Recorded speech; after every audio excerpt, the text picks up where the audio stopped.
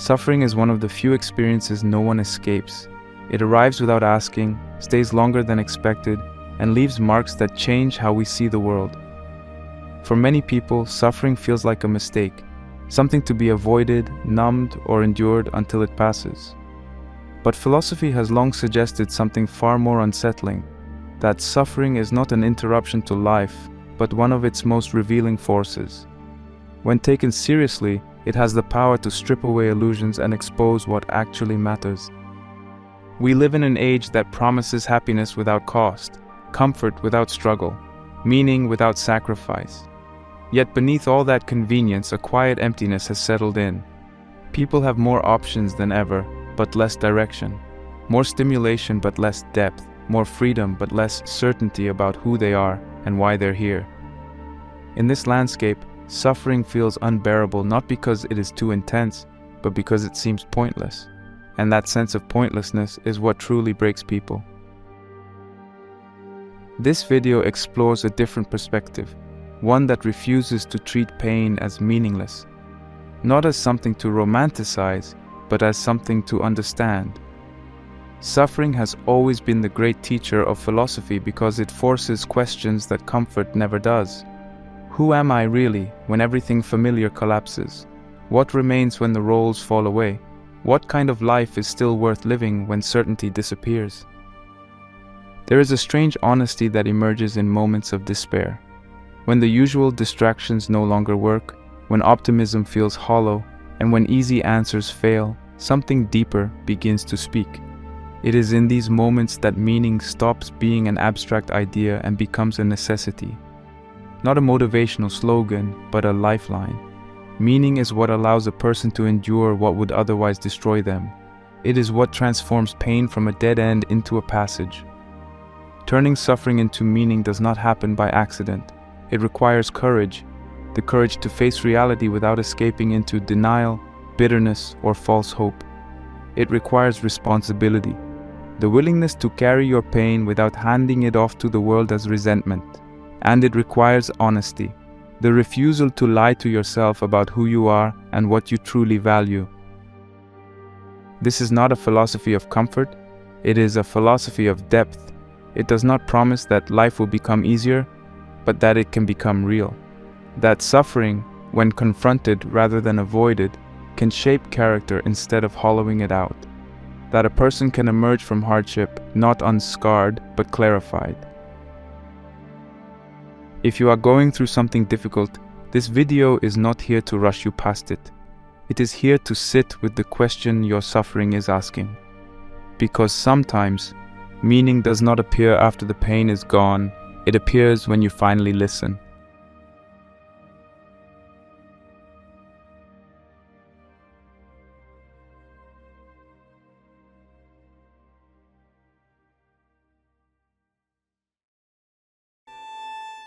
The most meaningful decisions in your life will terrify you. Not because something is wrong with you, but because meaning always asks for more than comfort. The moments that shape a life don't arrive quietly. They arrive with doubt, with hesitation, with a strange tension in the chest that says, if you move forward, something familiar will be lost. Most people spend their lives trying to remove that feeling, to calm it, to distract themselves from it. Kierkegaard takes the opposite position. He treats fear as a sign that you are standing close to something real.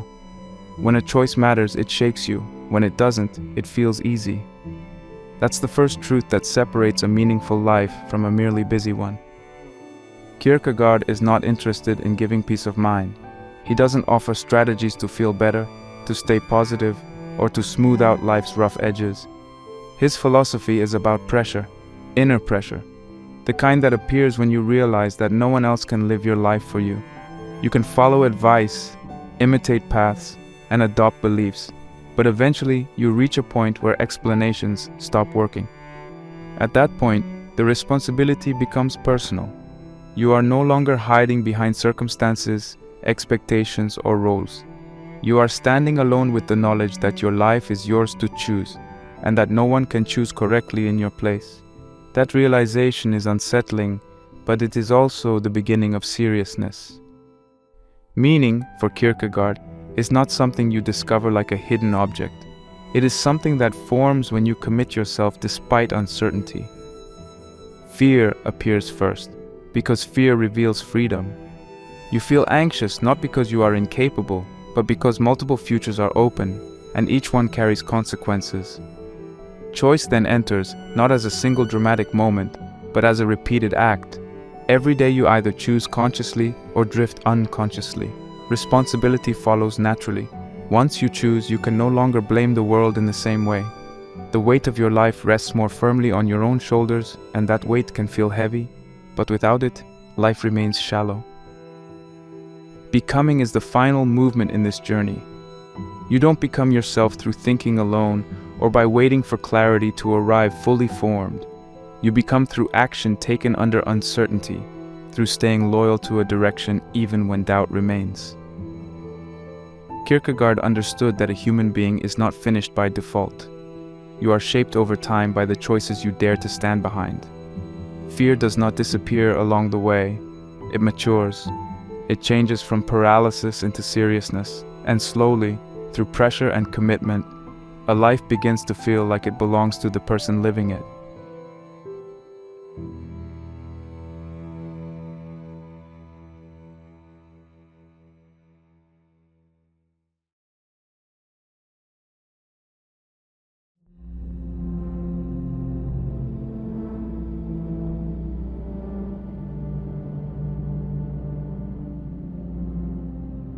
Fear and Trembling is often misunderstood because many people approach it as a religious text or as an attempt to justify blind belief. That misses what Kierkegaard is actually doing. He takes the story of Abraham and Isaac and treats it like a psychological pressure test. He wants to know what happens inside a human being when a commitment becomes so absolute that language breaks down. The focus is not on rules, doctrines, or moral conclusions. The focus is on the inner experience of standing alone with a decision that defines your entire life. Kierkegaard is asking what it feels like to move forward when there is no argument that will protect you, no explanation that will make others understand, and no outcome that can be guaranteed. The book is about the inner weight of commitment, not its external justification. Abraham becomes interesting not because of what he does, but because of what he must carry while doing it. Kierkegaard draws a sharp line between the tragic hero and what he calls the knight of faith. A tragic hero sacrifices something precious, but the sacrifice makes sense within shared values. Society can understand it. The hero may suffer, but he is supported by meaning that exists outside of him. People can look at his actions and say, "I see why he did that." Abraham does not receive this kind of recognition. His situation cannot be translated into public language. There is no speech he can give that would make his choice appear noble or reasonable. From the outside, his action looks absurd, even horrifying. This is the point Kierkegaard keeps returning to. The knight of faith does not move forward with the protection of social approval or moral clarity. He steps into a position where misunderstanding is guaranteed. The cost of this kind of commitment is isolation. The moment meaning becomes personal in the deepest sense, it also becomes lonely. One of the most unsettling elements of Fear and Trembling is the emphasis on silence. Abraham cannot speak about what he is doing, not because he is forbidden to talk, but because speech would fail him. Words belong to the shared world. They are designed to explain actions in ways others can grasp. Abraham's situation has no such translation. If he speaks, he will be misunderstood. If he explains, his explanation will sound insane. Kierkegaard uses this silence to highlight something most people avoid facing. The most serious decisions in life are often made without witnesses. There is no jury, no reassurance, no feedback loop. You are left alone with your responsibility. Modern life encourages constant communication, constant validation, constant visibility. Kierkegaard shows a different reality. When a choice defines who you are, it usually happens quietly, internally, and without applause. Fear appears in this story as something unavoidable. Abraham's fear is not panic or weakness. It is the natural response of a human being who understands the stakes of his decision. Kierkegaard does not describe faith as calm or soothing. He describes it as trembling. This trembling comes from acting without guarantees. There is no contract that ensures things will work out. There is no safety net. Abraham moves forward without proof that his sacrifice will be redeemed. That uncertainty does not disappear through belief, it intensifies it. Kierkegaard insists on this point because many people confuse commitment with certainty. They assume that once a path is truly meaningful, doubt should vanish. Fear and trembling argues the opposite. The deeper the commitment, the more exposed you become. Fear is not a sign that something is wrong. It is a sign that the decision actually matters. What makes this book timeless is how easily the story translates into ordinary life. You do not need a biblical context to experience an Abraham moment. It happens whenever you choose something that cannot be justified in advance. It happens when you step away from a path that looks sensible to everyone else, when you walk away from comfort without knowing where it leads, when you commit to something before you feel ready or confident. These moments are uncomfortable because they remove excuses. You can no longer say you were forced. You can no longer hide behind trends, expectations, or guarantees. The responsibility becomes personal. That is why people delay these decisions for years. It is easier to remain undecided than to stand behind a choice that defines you. Kierkegaard's deeper warning is subtle. A life without fear may appear stable, but it often lacks seriousness. When everything feels safe, predictable, and explainable, there is little at stake. Meaning grows where risk exists, where something important can be lost. This does not mean seeking danger for its own sake. It means recognizing that depth always carries tension. A meaningful relationship carries the risk of heartbreak. A meaningful pursuit carries the risk of failure. A meaningful life carries the risk of being misunderstood. Kierkegaard does not promise peace as a reward for commitment. He suggests something more demanding: integrity. To live in alignment with what you have chosen, even when fear remains. The final impression fear and trembling leaves is not inspiration in the usual sense. It leaves seriousness. It forces you to ask whether your life contains any decisions that truly belong to you. Decisions that were not optimized for approval, safety, or explanation. Decisions that required you to move forward while trembling.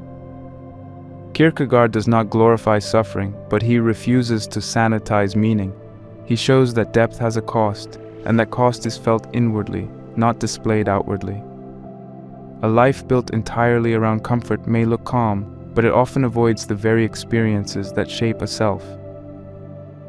Meaning emerges when you accept the weight of choosing without certainty and remain faithful to that choice over time. If your choices never frighten you, you are probably not choosing your own life.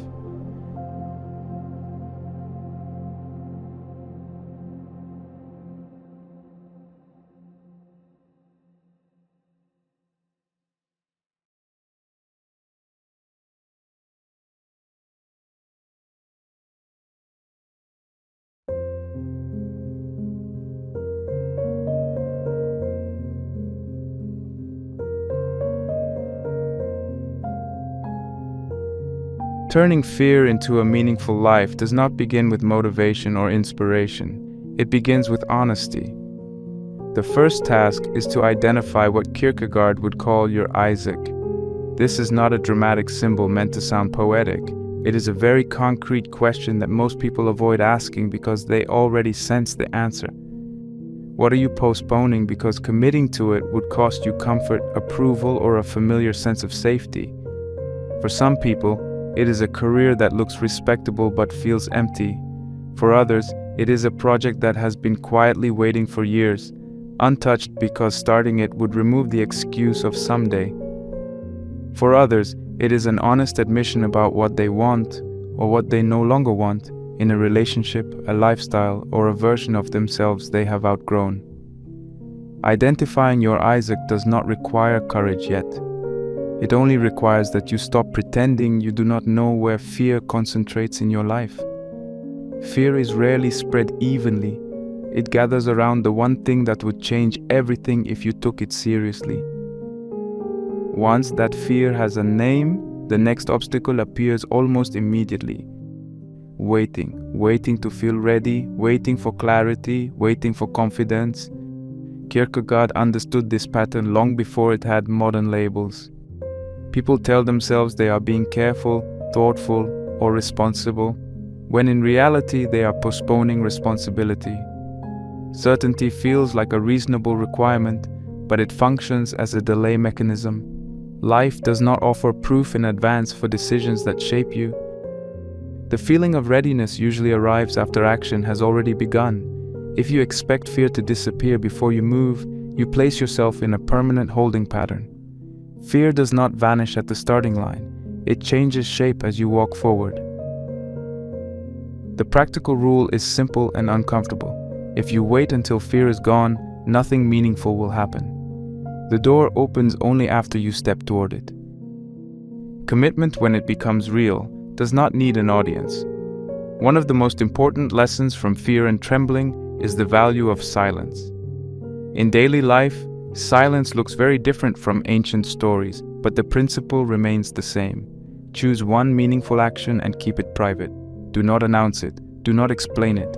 Do not look for reassurance. This is not about secrecy for its own sake. It is about protecting the seriousness of the act. The moment you broadcast a commitment, it becomes exposed to opinions, reactions, and external pressure. Silence allows the action to belong fully to you. It removes the temptation to perform progress instead of making it. When you commit quietly, the work either happens or it doesn't. There is no applause to lean on, no identity boost to replace effort. This kind of commitment builds a different relationship with yourself. You learn whether you can be trusted when no one is watching. Anxiety will still appear, often more clearly than before. Instead of treating anxiety as something to fight or numb, Kierkegaard invites a different approach. Use it as a compass. Anxiety tends to show up at the edge of responsibility. It appears when a choice is close, when a step forward would reduce the number of available excuses. When anxiety rises, pause long enough to ask a better question. What choice is this pointing toward? What responsibility am I avoiding by staying still? Anxiety often arrives when something important is being delayed. It is not a command to stop. It is a signal that your life is asking something of you. Ignoring that signal does not make it disappear. It usually turns it into restlessness, distraction, or quiet dissatisfaction. Listening to it does not remove discomfort either, but it gives discomfort direction. Large commitments feel overwhelming because people imagine them as single, dramatic moments. In reality, most meaningful changes are built through repetition. This is where the idea of a daily micro-leap becomes powerful. Take the thing you are afraid to commit to and reduce it to an action small enough to repeat daily. One page written instead of a finished book. One application sent instead of a perfect plan. One honest conversation instead of a complete resolution. One disciplined habit instead of a total transformation. These actions may feel unimpressive, but they carry something essential: continuity. Meaning does not arrive through intensity alone. It grows when effort becomes regular. Each small action strengthens the connection between who you say you want to be and how you actually live. Over time, something subtle begins to change. Fear does not disappear, but it becomes familiar. It loses its ability to paralyze. The mind stops treating it as an emergency and starts treating it as part of the process. Confidence begins to form, not as a feeling, but as evidence. You trust yourself more because you have proof that you act even when it is uncomfortable. This trust is different from self-esteem built on praise or success. It is quieter. It comes from alignment. Your actions and intentions begin to match more often, and that reduces inner conflict. Life feels heavier in one sense because responsibility increases, but it also feels more solid. You know where you stand with yourself. Many people underestimate how much meaning depends on commitment rather than insight. Understanding ideas can feel productive, but understanding alone does not change how a life unfolds. Kierkegaard's challenge is practical at its core. He pushes you to move from reflection into action, even when reflection has not resolved every doubt. This does not mean acting recklessly or without thought. It means accepting that thought has limits. Some things only become clear after they are lived. Commitment creates a feedback loop that thinking alone cannot provide. Through action, your values stop being abstract and start shaping your days. As these steps repeat, a different relationship with fear develops. Fear no longer signals danger in the same way.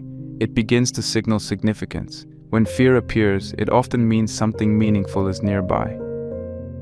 This reframing does not make fear pleasant, but it makes it useful. Instead of asking how to eliminate fear, the question becomes how to move with it. Fear becomes part of the cost of living deliberately. Avoiding fear entirely often leads to a life that feels smooth on the surface and empty underneath.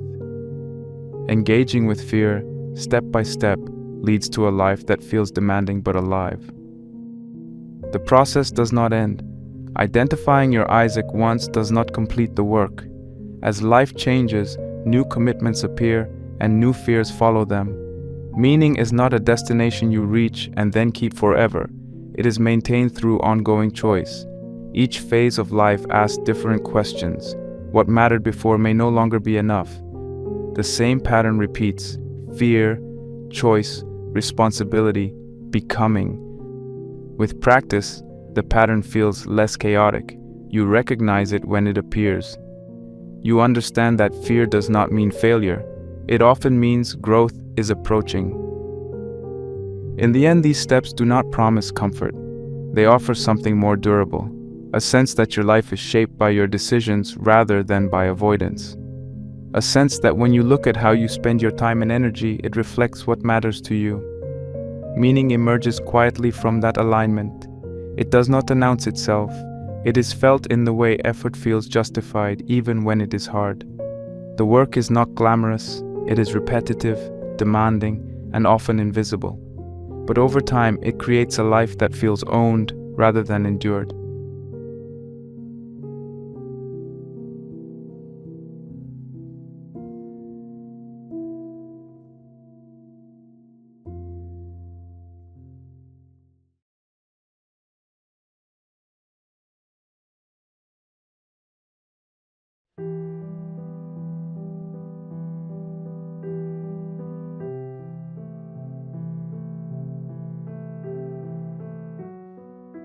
Kierkegaard's concern with the crowd is not political and not social in the ordinary sense.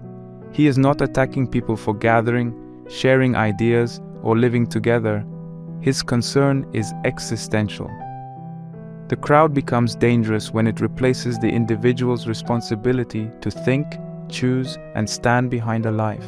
When truth belongs to everyone equally, it slowly loses its power to demand anything from anyone. It becomes vague, flexible, and easy to agree with. No one has to pay a personal price for it. In that sense, the crowd does not destroy truth by arguing against it. It dissolves truth by spreading it so thin that it no longer presses on the individual. What belongs to everyone ends up belonging to no one in particular. The crowd offers relief from responsibility. It provides ready-made explanations that soften the weight of choice. "This is just how life is" becomes a way to avoid imagining alternatives. These phrases sound harmless, even realistic, but they slowly remove the individual from the center of their own life. Responsibility shifts outward. Decisions stop being personal and start feeling automatic. Kierkegaard saw this as one of the great dangers of modern life. When responsibility is shared too widely, it disappears. And when responsibility disappears, meaning follows it. The crowd also changes how people relate to themselves. Instead of asking, "What do I truly stand for?" the question becomes, "What makes sense according to others?" Life turns into a process of alignment rather than discovery. People adjust their values to fit what is acceptable, rewarded, or admired. Over time, this adjustment becomes invisible. It feels natural. You stop noticing that your opinions, goals, and priorities were shaped more by imitation than by choice. Kierkegaard believed this quiet drift was more dangerous than open conflict. At least conflict forces a position. Drift allows a life to pass without one. In the modern world, the crowd does not look like a physical mass of people. It exists through systems, metrics, and constant comparison. Social media turns approval into a visible number. Productivity culture turns worth into output. Trends move quickly, rewarding those who adapt fastest. None of these forces are inherently evil, but together they create an environment where external validation becomes the main reference point. When something is praised, shared, or rewarded, it feels real. When it is ignored, it feels meaningless. This environment trains people to outsource judgment. Instead of asking whether something is right, fulfilling, or true, the question becomes whether it performs well. This outsourcing happens gradually. At first, it looks like harmless inspiration. You follow what others are doing, learn from their paths, borrow their habits. Over time, inspiration becomes imitation. You begin choosing goals because they appear respectable, achievable, or admired. The internal compass weakens. Decisions are made to avoid falling behind, being misunderstood, or missing out. Kierkegaard would say that meaning cannot survive this process. Meaning requires that a person relate to their own life directly, without constantly checking whether it aligns with the crowd's expectations. One of the hardest truths in Kierkegaard's thought is that individuality often feels uncomfortable before it feels empowering. Standing alone does not initially feel like freedom. It feels like exposure. When you step away from the crowd, you lose its protection. You can no longer hide behind what is normal or expected. Your choices become visible to yourself in a sharper way. There is no collective excuse to lean on. This exposure is unsettling, which is why many people return quickly to the safety of shared opinions and shared paths. The crowd offers comfort through sameness. Individuality demands endurance. The crowd also affects how people interpret success and failure. When value is measured externally, success becomes something that can be displayed, compared, and ranked. Failure becomes something to hide. This creates a constant background pressure to appear competent, confident, and progressing. Kierkegaard's view of meaning has no patience for this performance. Meaning is not always visible. Many of the most important reveals in life happen inwardly. A person may look unchanged on the outside while undergoing a deep internal shift. The crowd has no way to recognize this. It values results, not alignment. That is why a meaningful life can look unimpressive from the outside, especially in its early stages. There is also a moral dimension to the crowd that Kierkegaard found troubling. When responsibility is diffused, accountability weakens. People feel less obligated to examine their actions deeply. Harmful patterns can persist simply because they are common. If something is widely accepted, it feels less urgent to question it. Kierkegaard believed that truth places demands on the individual, not on the group as a whole. You cannot live truth on behalf of others. You can only live it yourself. The crowd, by contrast, allows people to feel morally at ease without making difficult personal choices.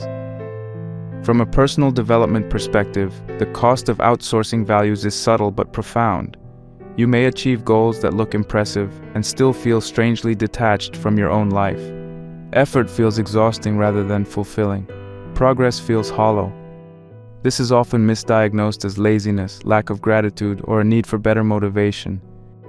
Kierkegaard would diagnose it differently.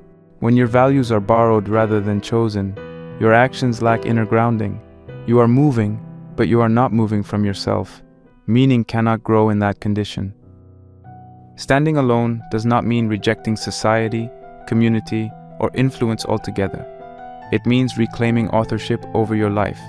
It means allowing yourself to feel the discomfort of disagreement, uncertainty, and solitude. Before you can stand out, you must stand alone internally. This means forming convictions that are not immediately reinforced. It means tolerating the silence that comes when your path does not match familiar patterns. Kierkegaard believed that this stage is unavoidable. Many people want recognition without solitude, distinction without isolation.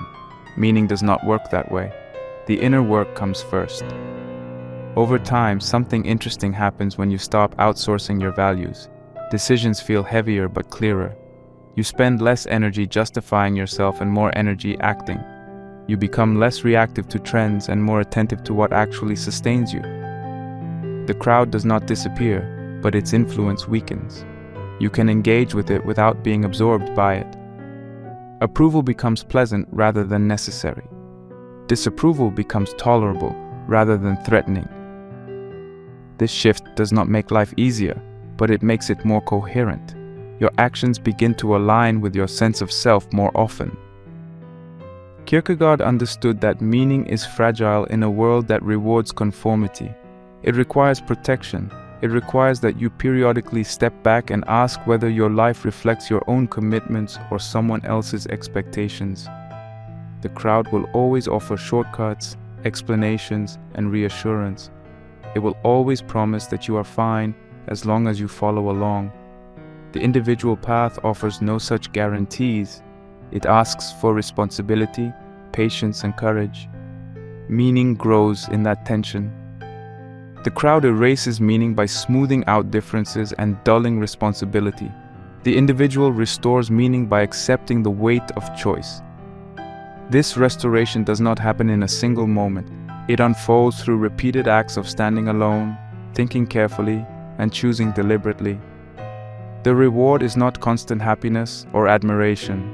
The reward is a life that feels internally anchored, a life where effort feels connected to purpose, a life that even when difficult feels genuinely yours.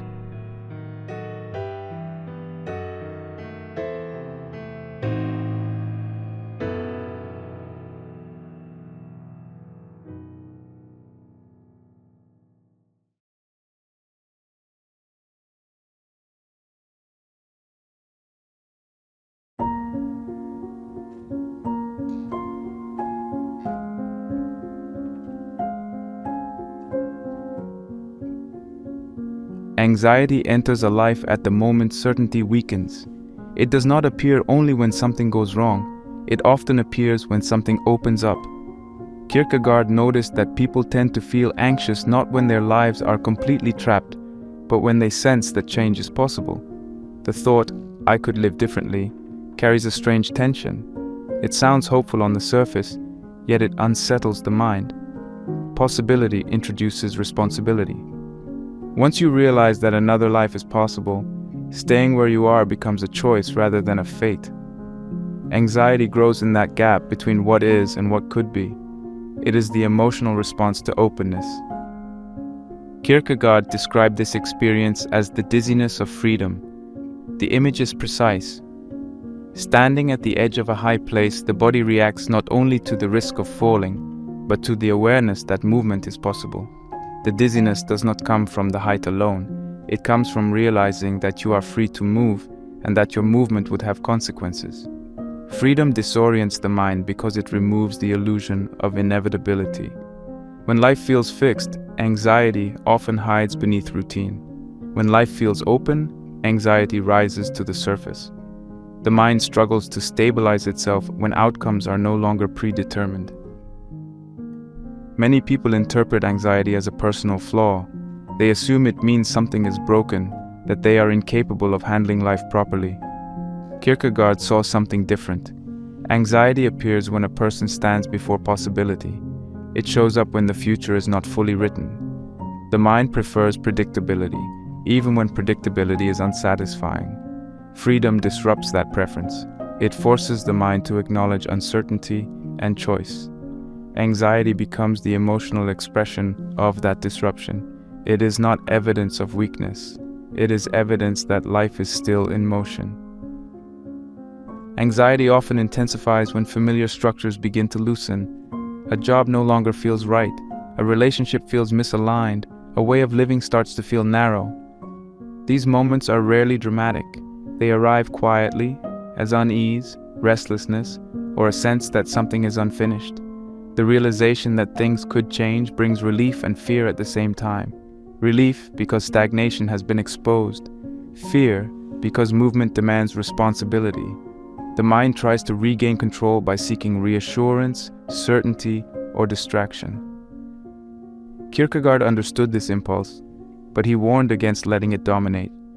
Anxiety, when treated only as something to eliminate, pushes people back into closed lives. The mind often responds to anxiety by asking for guarantees. It wants clear outcomes, fixed identities, and stable paths. It wants to know exactly what will happen before it moves.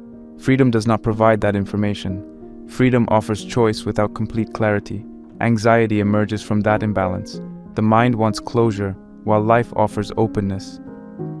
This tension cannot be resolved through thought alone. It can only be navigated through engagement. Kierkegaard believed that trying to eliminate anxiety completely leads to a smaller life. People trade possibility for comfort.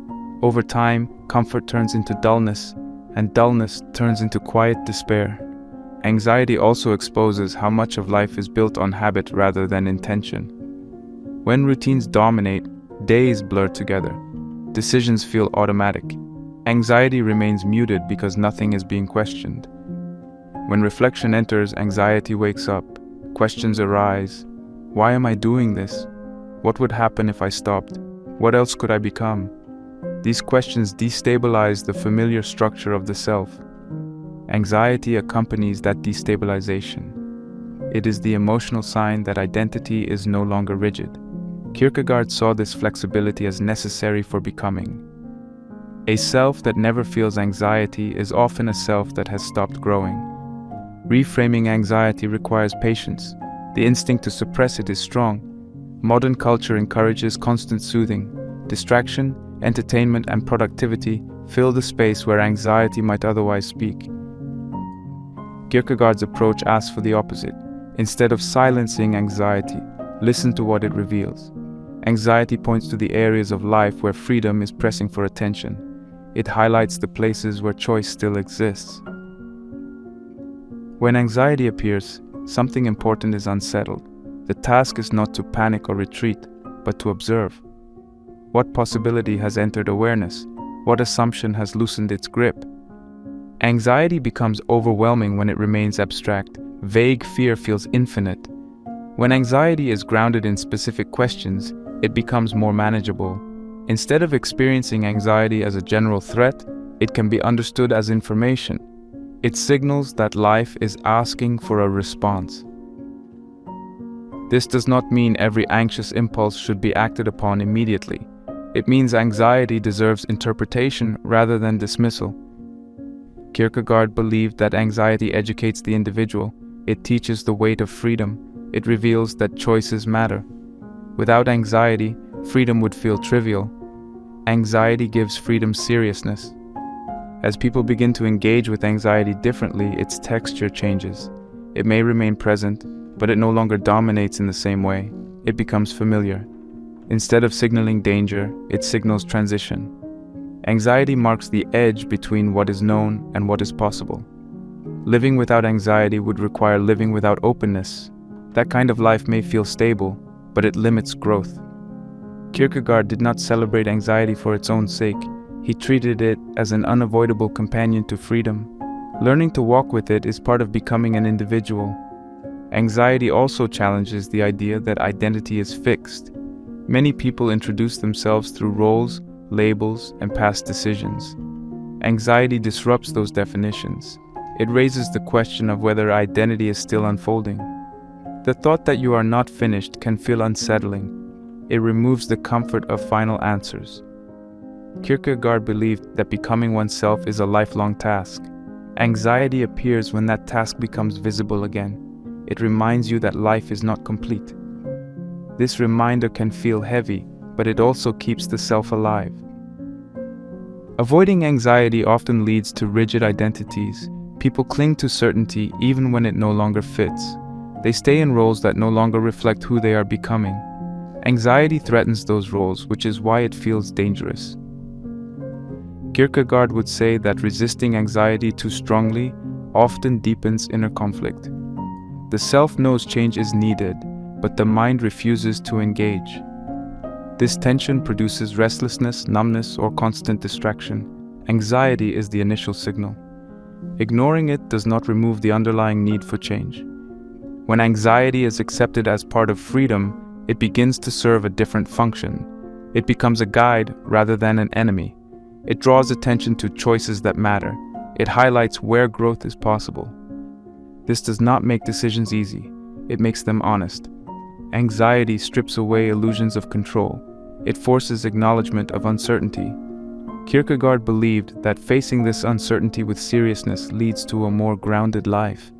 Decisions made in the presence of anxiety tend to be more deliberate. They carry weight. They shape character over time. An open life remains unpredictable. Anxiety will return in different forms as new possibilities emerge. The task is not to eliminate it permanently, but to recognize its meaning. Anxiety signals that life is not closed, that paths are still available, that becoming is ongoing. It reveals that existence is not finished. Kierkegaard saw this openness as a gift, even though it is uncomfortable. A fixed life may feel calm, but it lacks depth. An open life carries tension, but it also carries meaning. Anxiety, understood this way, becomes a companion rather than an obstacle. It reminds you that your life is not predetermined. It confirms that choice still matters. It keeps you alert to the reality that you are participating in your own becoming. When anxiety appears, it does not announce failure. It announces possibility. It says that the future is not locked in place. It says that something important is still undecided. That undecided space is where freedom lives. The dizziness of freedom does not fade entirely. It becomes part of the background of a serious life. Those who learn to tolerate it without fleeing begin to move differently. They act with more intention. They rely less on external validation. They accept that uncertainty is part of living honestly. Anxiety no longer controls them, but it continues to inform them. It keeps life from becoming mechanical. It keeps meaning within reach. Anxiety is the price of possibility. Paying that price does not guarantee success or happiness. It guarantees engagement. It keeps life open rather than sealed. Kierkegaard's insight remains simple and demanding. When anxiety appears, something in your life is still alive. Something still needs to be chosen. The task is not to escape that feeling, but to meet it with awareness and courage.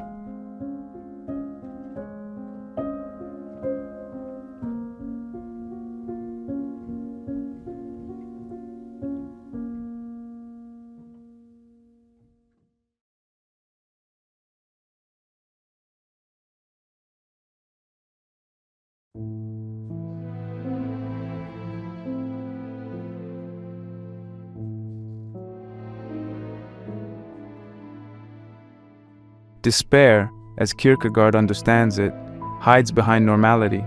It does not always announce itself through tears, crisis, or collapse. Often it lives inside lives that look perfectly fine from the outside.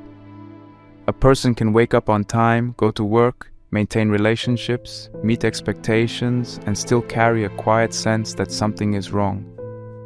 This wrongness is difficult to name because nothing is obviously broken. Life functions. Responsibilities are met.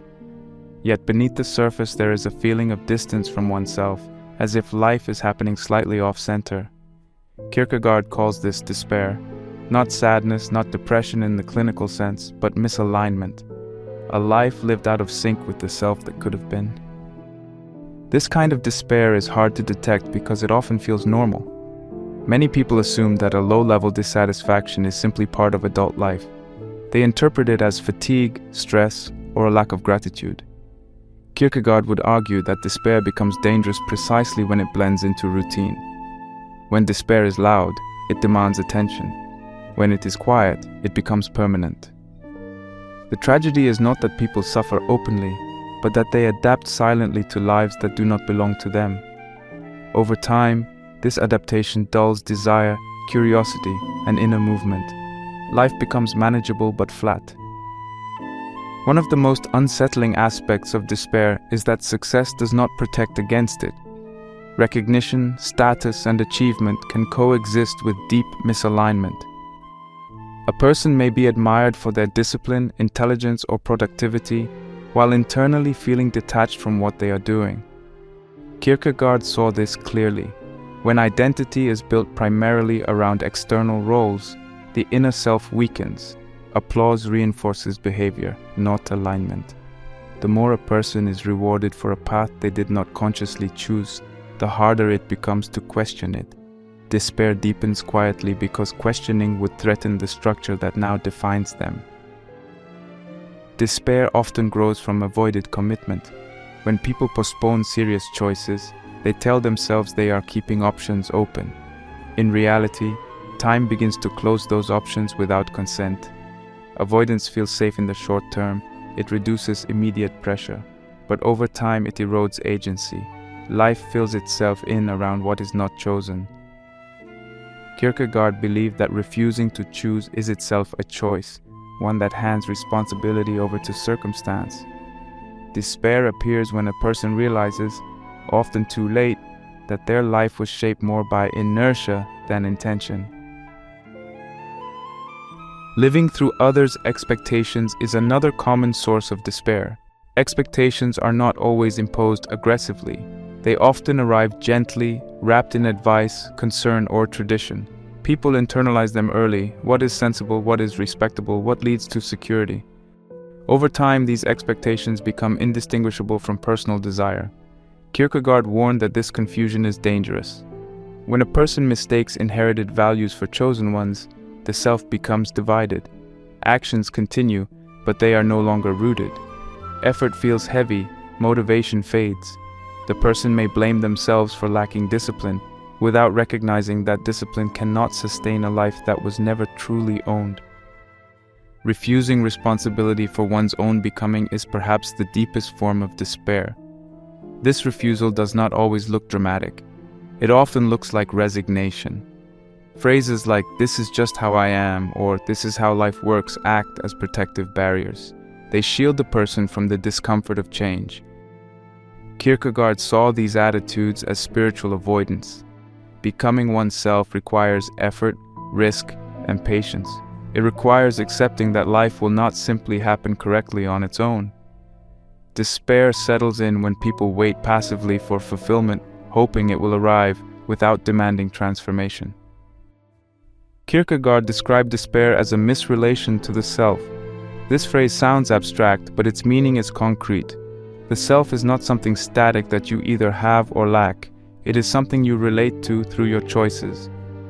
When choices reflect your deeper values, the relationship strengthens. When choices consistently contradict them, the relationship weakens. Despair grows in that weakening. The person may not consciously know what they want, but they feel the strain of living against themselves.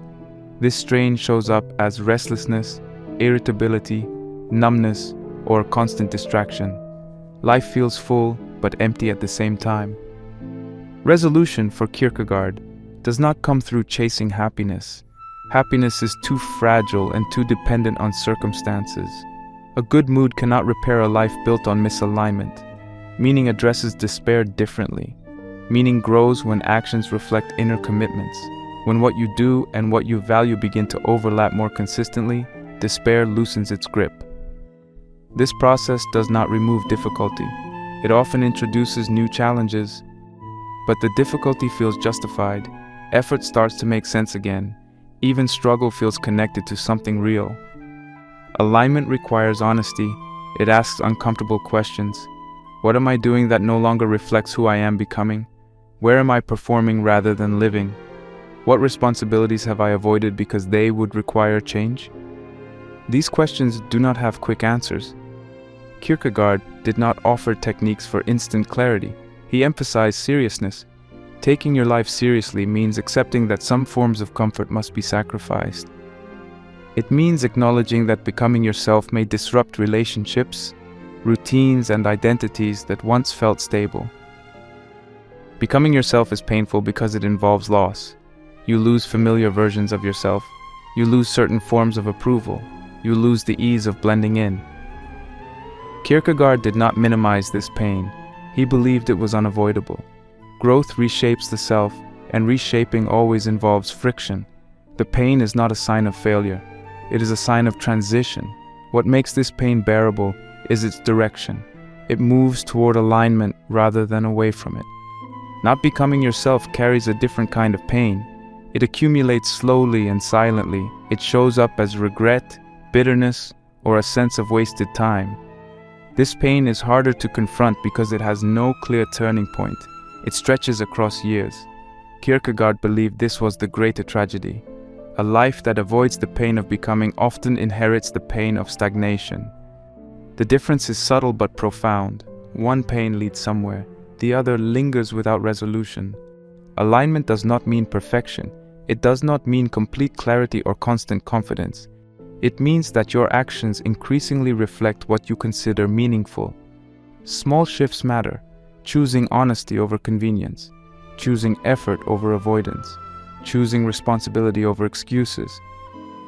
These choices rebuild the relationship with the self gradually. Despair weakens as alignment strengthens. Life does not become easy, but it becomes coherent. You understand why you are doing what you are doing. Kierkegaard believed that despair can only be overcome from the inside. No external success, relationship, or recognition can substitute for alignment. Others may admire your life, but admiration cannot resolve inner division. Resolution comes when you accept the task of becoming as ongoing.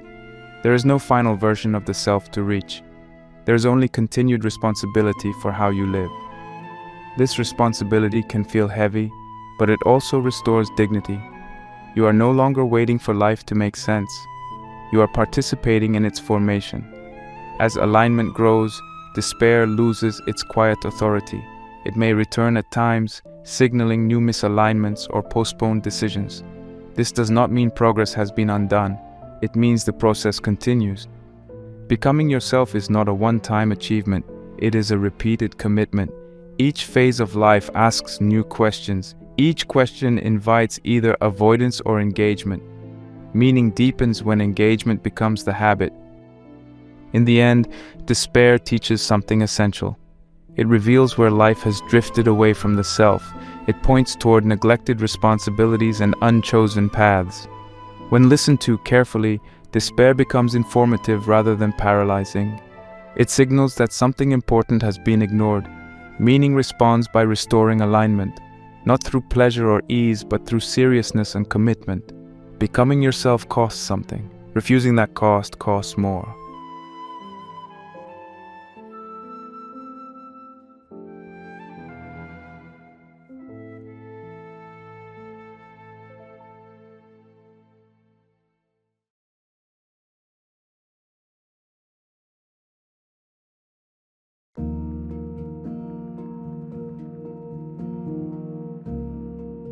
Fear has followed this entire journey for a reason. It appears at the beginning, when possibility first opens. It stays present when commitment becomes unavoidable. It deepens when responsibility settles in. Kierkegaard never treats fear as a mistake. He treats it as a companion to meaning.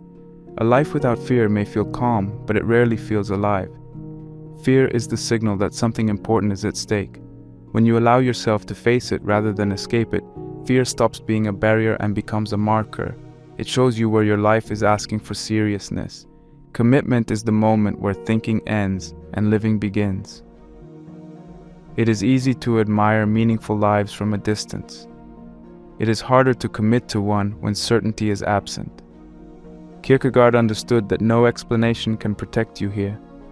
Once you choose, the weight becomes yours.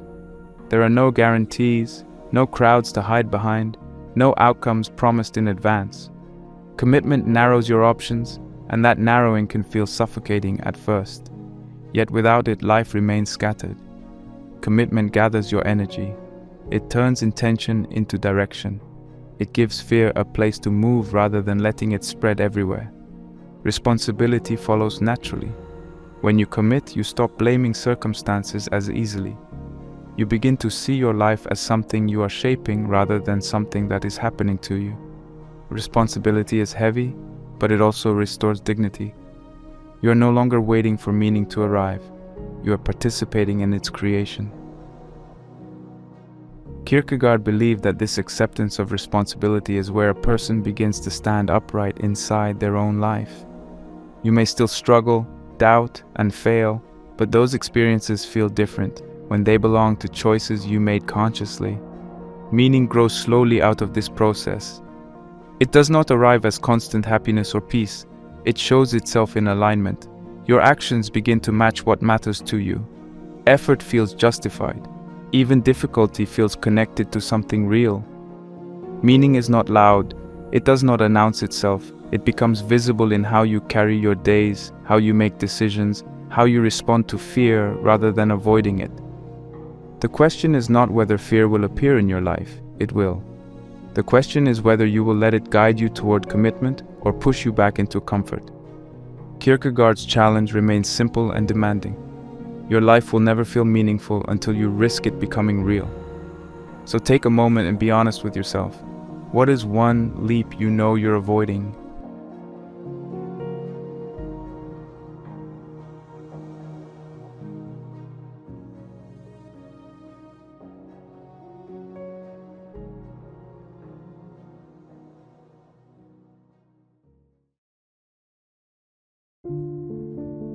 Franz Kafka is someone you don't fully understand until you return to him later in life.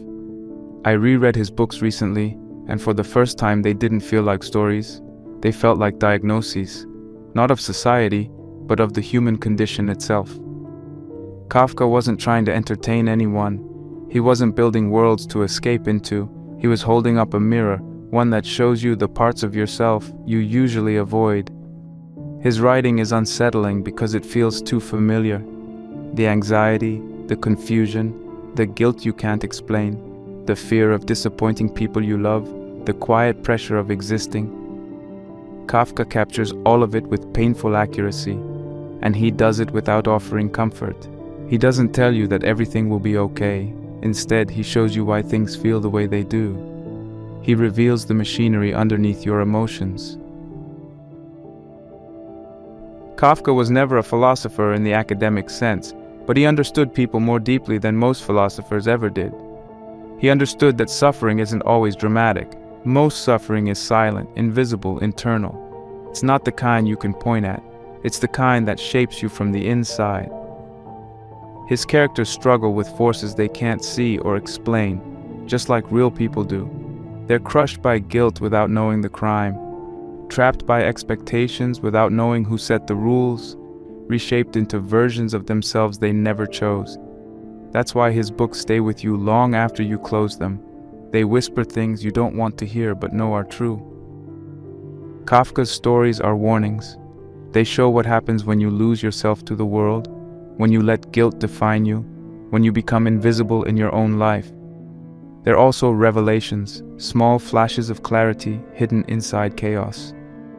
And above all, they're mirrors. Every bizarre, unsettling event in his novels reflects some real psychological struggle that people still face today. You don't read Kafka to escape life. You read him to understand why life feels the way it does. That's why his writing hits harder the older you get. You start to recognize yourself in the confusion, in the shame, in the constant feeling of being judged by some unseen authority. Kafka wrote the truth that most people run from. He didn't sugarcoat anything. He didn't pretend that life is neat or understandable. He confronted the messy, painful, unfinished parts of being human. And once you see those truths, you can't unsee them. His books force you to sit with the uncomfortable reality that meaning is fragile, identity is unstable, and suffering is often the price of being alive. That's why we're going through Kafka's work, because hidden inside the darkness of his stories are lessons about who we are, why we suffer, and how to find ourselves again. Each of his 5 major works holds a different piece of that puzzle. Their stories aren't just tragic, they are maps of the inner world, written by someone who walked through its darkest corridors and returned with what he saw.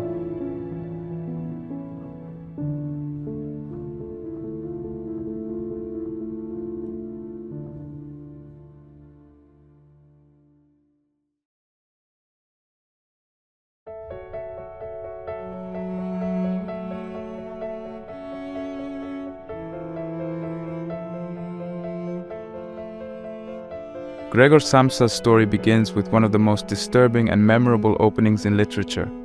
A man wakes up and discovers he has transformed into a giant insect.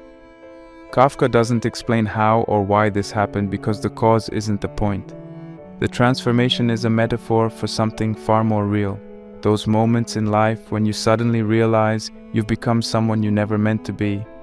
It's the feeling of waking up one day and seeing that you no longer recognize the person in the mirror.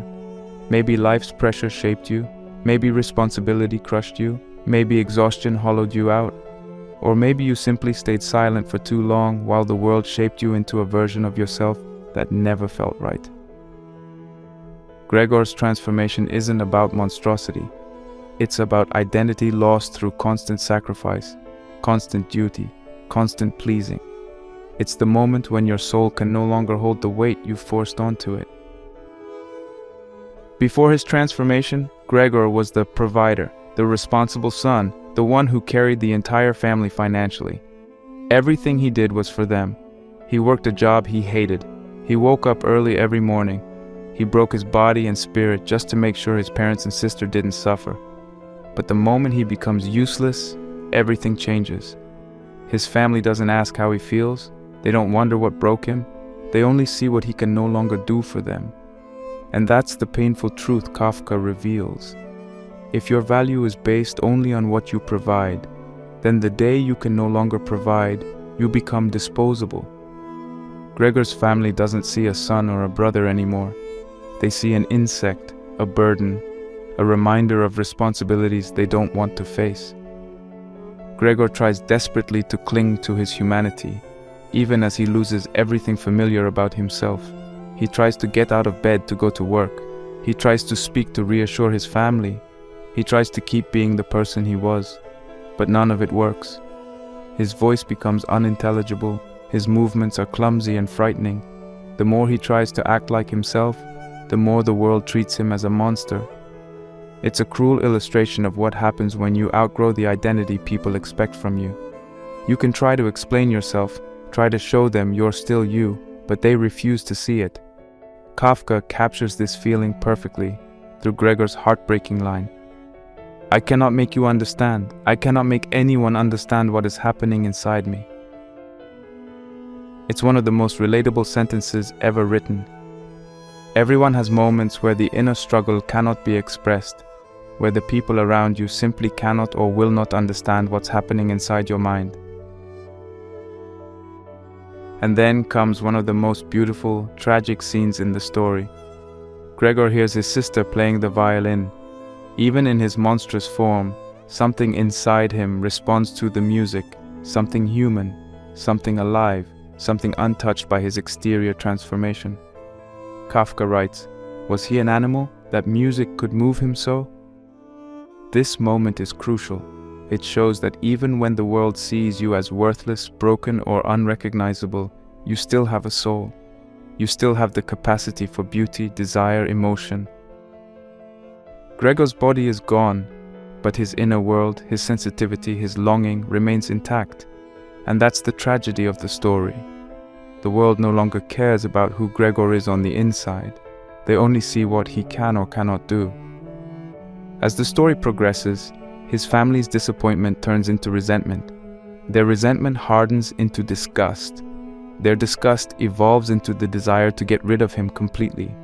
They lock him away, ignore him, and talk openly about how their lives would be easier if he weren't there. The same family that once depended entirely on him now wishes he would disappear. Eventually, Gregor dies alone, and his family immediately feels relieved. They go on a trip the next day, talking about their bright future now that he's gone. Kafka forces us to confront a painful truth. Love that depends on usefulness is not love at all, it's convenience. Gregor's story is not just a horror tale, it's a psychological portrait of what happens when your identity becomes tied to your role, your function, or your productivity. Many people feel like Gregor, trapped in a job they hate, carrying the weight of others' needs, slowly losing themselves, silently transforming under the pressure of expectations. And when burnout hits, when you collapse, when you can no longer meet those expectations, you often discover who truly cares for you and who only cared for what you gave them. Pain, as Kafka shows, doesn't just reveal your limits, it reveals people's true loyalty. The metamorphosis also represents the painful process of becoming a new version of yourself, one that people may not accept or understand. When you change your priorities, set boundaries, step away from old patterns, or pursue a new path, some people will treat it as a betrayal. They only loved the version of you that served them, the version that made their life easier. Once you stop fitting into their expectations, you become a burden, selfish, or different. Transformation, even positive transformation, threatens the people who benefited from your old identity. And that is why, in life, your evolution will offend those who only loved the unhealed, overworked, self-sacrificing version of you. Gregor's Metamorphosis is a story about what happens when the world no longer sees your humanity. But beneath the horror, Kafka leaves us with a deeper lesson. Your worth cannot depend on the roles you play, because roles can be taken. Bodies can change, circumstances can shift, and when they do, you need something deeper than usefulness. Your inner world, your values, your truth, your soul. Gregor never loses his humanity. The tragedy is that everyone else does. They stop seeing him as a person, and in doing so, they reveal the limits of their love. Kafka asks a painful but necessary question. What happens when you become someone you never chose to be? The answer is not simple, but Gregor's story offers clarity. You must confront the parts of your life that are turning you into someone unrecognizable. You must identify the expectations that suffocate you. You must understand that your value is not determined by how much you produce. And most importantly, you must be willing to walk away from the people who only appreciate you when you're convenient. The Metamorphosis forces us to face the hard truth that change, especially uncomfortable change, is inevitable. Sometimes it is forced on you. Sometimes it comes from exhaustion, sometimes from self-sacrifice, and sometimes from the quiet realization that you cannot continue living the way you have been. But even when the world doesn't understand that change, even when it reacts with rejection or disappointment, you must hold on to the part of you that still responds to beauty, to meaning, to music, the part of you that proves you are still human, no matter how much life has distorted your outer form. Gregor's tragedy is that he dies believing he is worthless. But your story doesn't have to end that way. His transformation destroyed him because he had no boundaries, no support, and no sense of worth beyond his usefulness. Your transformation, however, can be your liberation, if you choose to see it as the beginning of becoming the person you were always meant to be, not the version others demanded from you.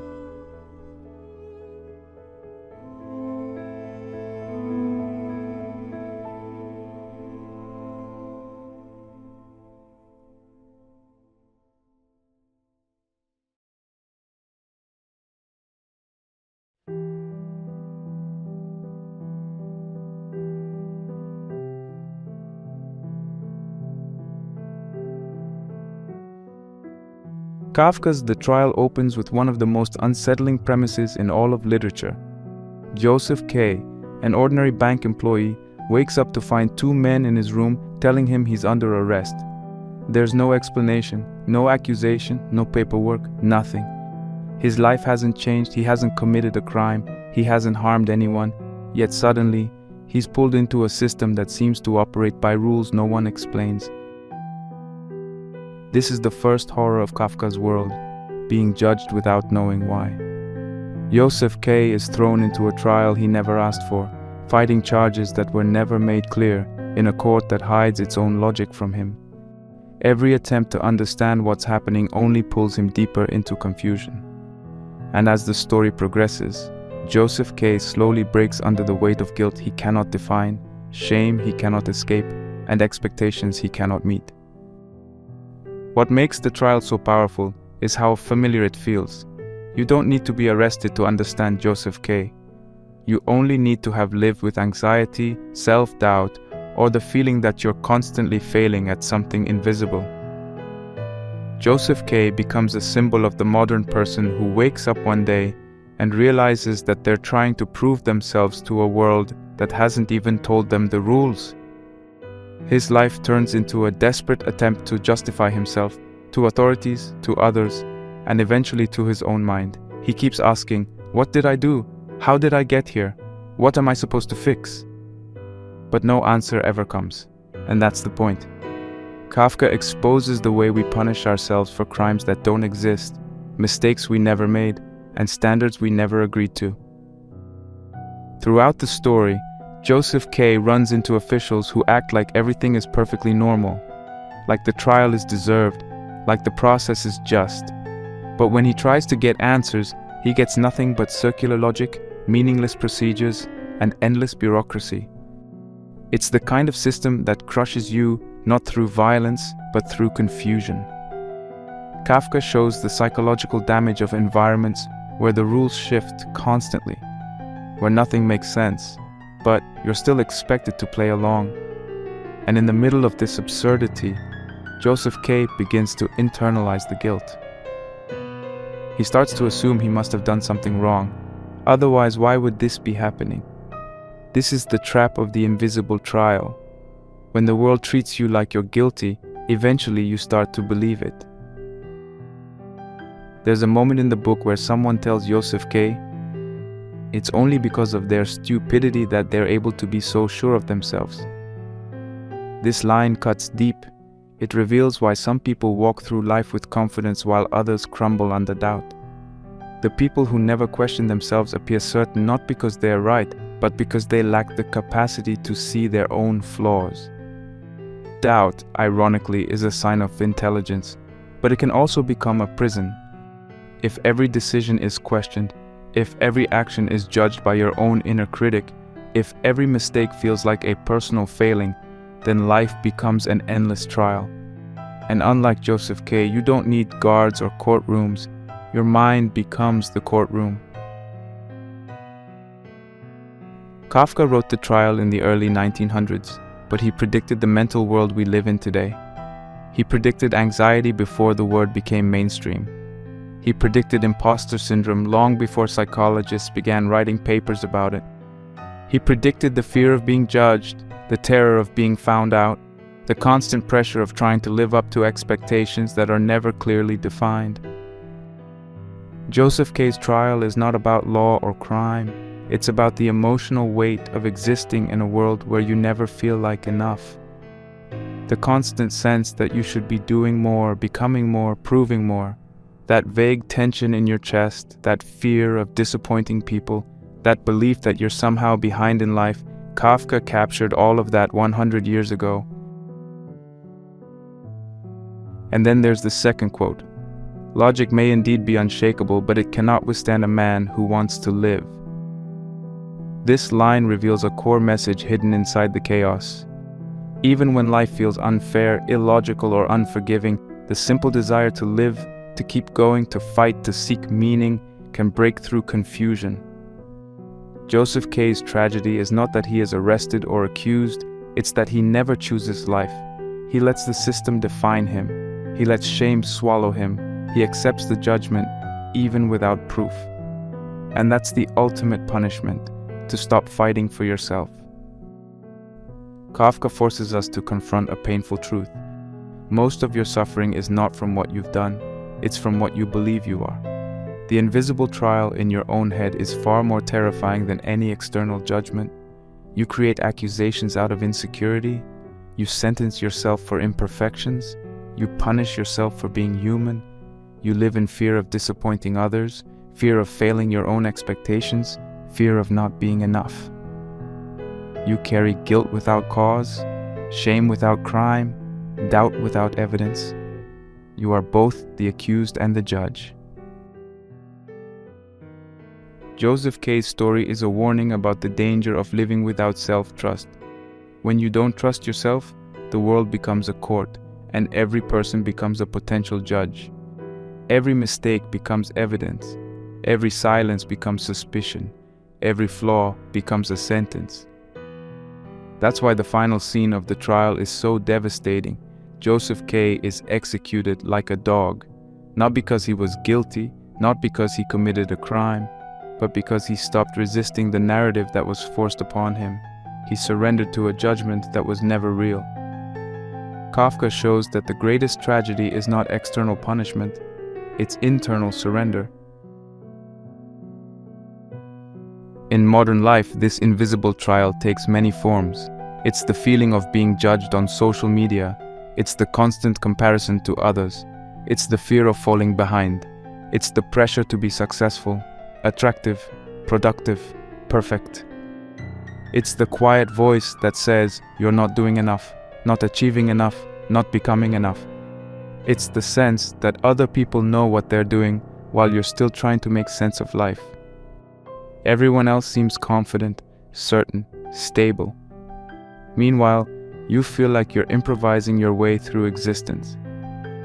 Kafka saw this long before it became a cultural epidemic.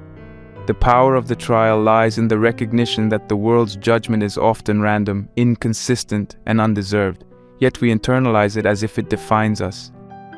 Kafka is telling you, stop accepting guilt that isn't yours. Stop participating in trials you didn't choose. Stop letting the world convince you that you're less than you are. Joseph K. never questions whether he even deserves to be judged. He just assumes he must have earned it somehow. But the real crime is never questioning the legitimacy of the judgment itself. There is another lesson hidden in the story. The system that judges you doesn't actually care about you. Whether it's society, culture, strangers, or even family, most judgments are driven by expectation, not truth. You cannot live your life trying to satisfy a faceless, shifting standard. The moment you let external voices determine your worth, you become trapped in an unending trial. And there's no verdict that will ever set you free because the system isn't designed to end. It's designed to exhaust you. Kafka forces you to confront a hard but liberating realization. The trial ends when you stop participating in it, when you decide that your worth cannot be debated, when you stop trying to justify yourself, when you refuse to apologize for existing, when you stop living as if someone is always watching, always judging, always waiting for you to fail. Joseph K.'s death is tragic because it's symbolic of what happens when you let guilt define your identity. He dies not because he was guilty, but because he accepted guilt as truth. Like a dog is Kafka's final brutal reminder. When you allow shame to replace self-worth, you lose the ability to stand up straight. You lose the dignity that comes from knowing yourself. You lose the right to your own life. But your story doesn't have to follow Joseph K.'s path. You can step out of the invisible courtroom. You can stop asking permission to be who you are. You can stop carrying guilt that was never yours. You can stop believing that there's some secret standard you must meet to deserve happiness. The world may judge you, misunderstand you, or expect things from you, but none of that defines you unless you accept it. Kafka is showing you that freedom doesn't come from winning the trial. It comes from realizing the trial was an illusion all along.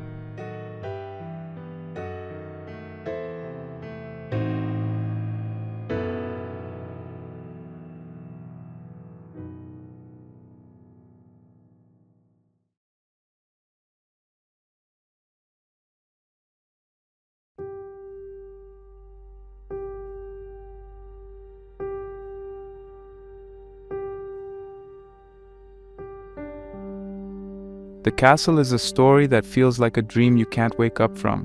One where every road leads somewhere new, yet you never get any closer to where you want to be. The entire book follows a man known only as K, who arrives in a snowy village with a single mission: to reach the castle. The castle sits on a hill, looming above everything, representing authority, meaning, purpose, validation, everything people spend their lives chasing. But from the moment K begins his journey, he discovers that nothing about the castle is straightforward. Every time he tries to make progress, new barriers appear. Officials give contradictory instructions, messages arrive too late, permissions are denied without explanation. People claim to help him but only confuse him more. And no matter how close he thinks he's getting, the castle always seems to recede, as if the world itself is conspiring to keep him outside. The genius of Kafka's storytelling is that he never shows us the inside of the castle. We don't know who runs it, what its purpose is, or whether it even functions properly. All we know is that K believes reaching it will give his life meaning. That belief is enough to keep him going through cold nights, rejections, bureaucratic nightmares, and dead ends. But the closer he looks, the more he realizes that the castle is not a place. It's a system of illusions, promises, and shifting rules. And this is where the story begins to reflect our own lives. The castle becomes a mirror for every dream we chase that feels just out of reach, career goals that never seem achievable, social approval that never fully arrives, success that always seems one step ahead. Kafka turns the idea of purpose into something slippery, something that keeps moving every time you get near it. K's struggle is painfully familiar because modern life is full of castles. These are the goals that society teaches us to chase but never truly defines. We're told to be successful, but what does success mean? We're told to be someone important, but what does importance even look like? We're told to achieve, to fit in, to rise, to make something of ourselves, but the instructions are vague, contradictory, and constantly changing. Just like K, many people spend their lives trying to meet expectations that are impossible to understand, let alone fulfill. The castle represents that unreachable ideal, the job that will finally make you feel complete, the relationship that will make you whole, the validation that will end your doubt, the accomplishment that will remove your anxiety. But each time you get close to one of these goals, the target shifts. Kafka understood that the human search for meaning is often sabotaged by the structures built to define it. One of the most striking lines in The Castle is, "It is only because of their illusions that men ever love." In the context of the story, it means that people cling to illusions because those illusions give their lives shape. Without the illusion of meaning, purpose, or progress, life can feel empty. The villagers worship the castle, not because it actually does anything for them, but because believing in its importance gives them a sense of order. Similarly, we hold on to the illusion that success will fix everything, that reaching some external milestone will give us the peace we lack inside. We keep walking toward our own castles, convinced that once we enter the door, everything will finally make sense. Kafka reveals the painful truth. Sometimes we love our goals not for what they are, but for what we hope they will make us feel. We project our longings onto them. Another line that pierces the heart of the story is, "You are free, that is why you are lost." Freedom sounds like a good thing, but for many people, freedom is overwhelming. When you can choose who to be, where to go, what to pursue, and what purpose to devote your life to, the weight of those choices can be paralyzing. K is not trapped in the village. He can walk anywhere. He can choose a different path. He can give up the castle entirely, but he doesn't. And that's the paradox Kafka exposes. Freedom without direction is confusion. When the world gives you endless possibilities but no clear sense of meaning, you end up feeling lost, even though the road is open. Modern people feel this every day. You can switch jobs, move countries, change identities, reinvent yourself endlessly, but without an internal compass, the freedom becomes overwhelming. You end up wandering without ever arriving. As the castle unfolds, it becomes clear that K's frustration isn't just about external obstacles. The real conflict comes from his need for validation. He wants the castle to approve of him, to acknowledge him, to give him a role. He believes that belonging to the castle, being accepted by its officials, will finally give him the identity he lacks. This is the same struggle many people face today, trying to find their place in a world that doesn't clearly define where they belong, looking for permission, looking for recognition, looking for someone or something to say, "You matter." But Kafka shows how dangerous this longing can be. When you seek validation from systems that are chaotic, indifferent, or impersonal, you set yourself up for a lifetime of disappointment. Like K, you keep trying, hoping for a breakthrough, but all you get are new forms of confusion. The castle's endless bureaucracy is not just a plot device. It's a metaphor for societal expectations. Society tells you to work hard, but never tells you when you've worked enough. It tells you to succeed, but never defines success clearly. It tells you to be someone, but never explains what that someone should look like. Kafka understood that the systems we live within are built to keep us striving, not arriving. They keep us busy chasing goals that move further away, so we never stop to question the chase itself. The castle is not unreachable because K is unworthy. It is unreachable because it is designed that way. Its purpose is to make you chase, not to let you arrive. And this is why the story feels so real. The feeling of chasing something that always slips through your fingers is one of the most universal human experiences. But Kafka's message isn't hopeless. Hidden inside the frustration of the story is a profound truth. Purpose is not something you find at the top of a hill, it's something you create in the act of climbing. Kafka suggests that meaning doesn't come from reaching the castle or achieving some grand result. Meaning comes from the effort itself, from the choices you make, from the values you uphold, from the person you become while trying to reach your goals. The castle may be unreachable, but the journey toward it shapes K's character. And the same is true in life. Every struggle refines you. Every setback teaches you. Every confusing path forces you to clarify who you are and what you stand for. Kafka wants you to understand that waiting for external validation will keep you trapped forever. The castle won't save you. It won't define you. It won't give your life meaning. And even if you were to reach it, it wouldn't give you the satisfaction you imagine. Purpose is not something handed to you.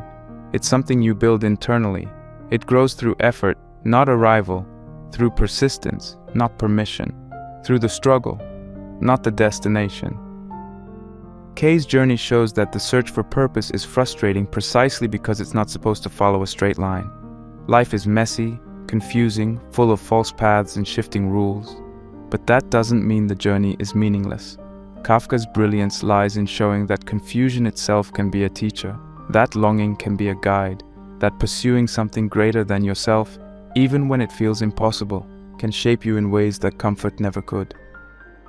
In the end, The Castle isn't a story about failure. It's a story about the courage to strive in a world that offers no guarantees. It's a story about refusing to let confusion stop you. It's about creating your own path even when the official path is blocked. It's about realizing that meaning is not found in institutions, systems, or external approval. Meaning emerges from your daily actions, your persistence, your resilience, and your willingness to keep going even when the road is unclear. Kafka teaches you that you might never reach your castle. You might never get the validation you crave, the clarity you want, or the certainty you dream of. But none of that diminishes the value of your effort. None of that makes your struggle worthless. None of that takes away from the person you become in the process. Purpose isn't at the top of the hill. It's in the climb. It's in the attempt. It's in the very act of moving forward. The world may keep you outside, but that doesn't mean you don't belong. The world may confuse you, but that doesn't mean your path isn't real. The world may set obstacles in your way, but every step you take is still progress. Kafka is telling you that life's meaning isn't hidden in unreachable castles. It's hidden in the courage to keep walking toward them anyway.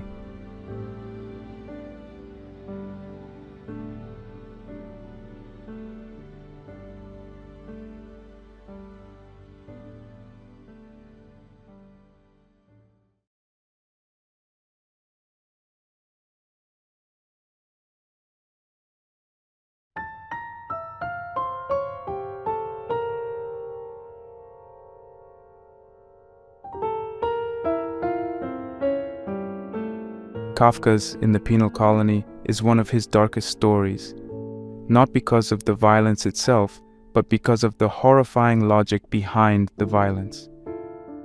The story takes place in a remote island colony where justice is carried out by a machine designed to torture prisoners to death. The machine doesn't simply execute them, it engraves the crime they supposedly committed into their skin, carving the words deeper and deeper until the body can't survive anymore. The most disturbing part is that the condemned man never learns what he's accused of. He isn't given a trial, a chance to defend himself, or even an explanation. He is expected to accept the punishment blindly, as if guilt is automatic and unquestionable. Kafka uses this bizarre, nightmarish scenario to explore something far more familiar: the way systems, whether societal, institutional, or psychological, can destroy people without ever teaching them anything.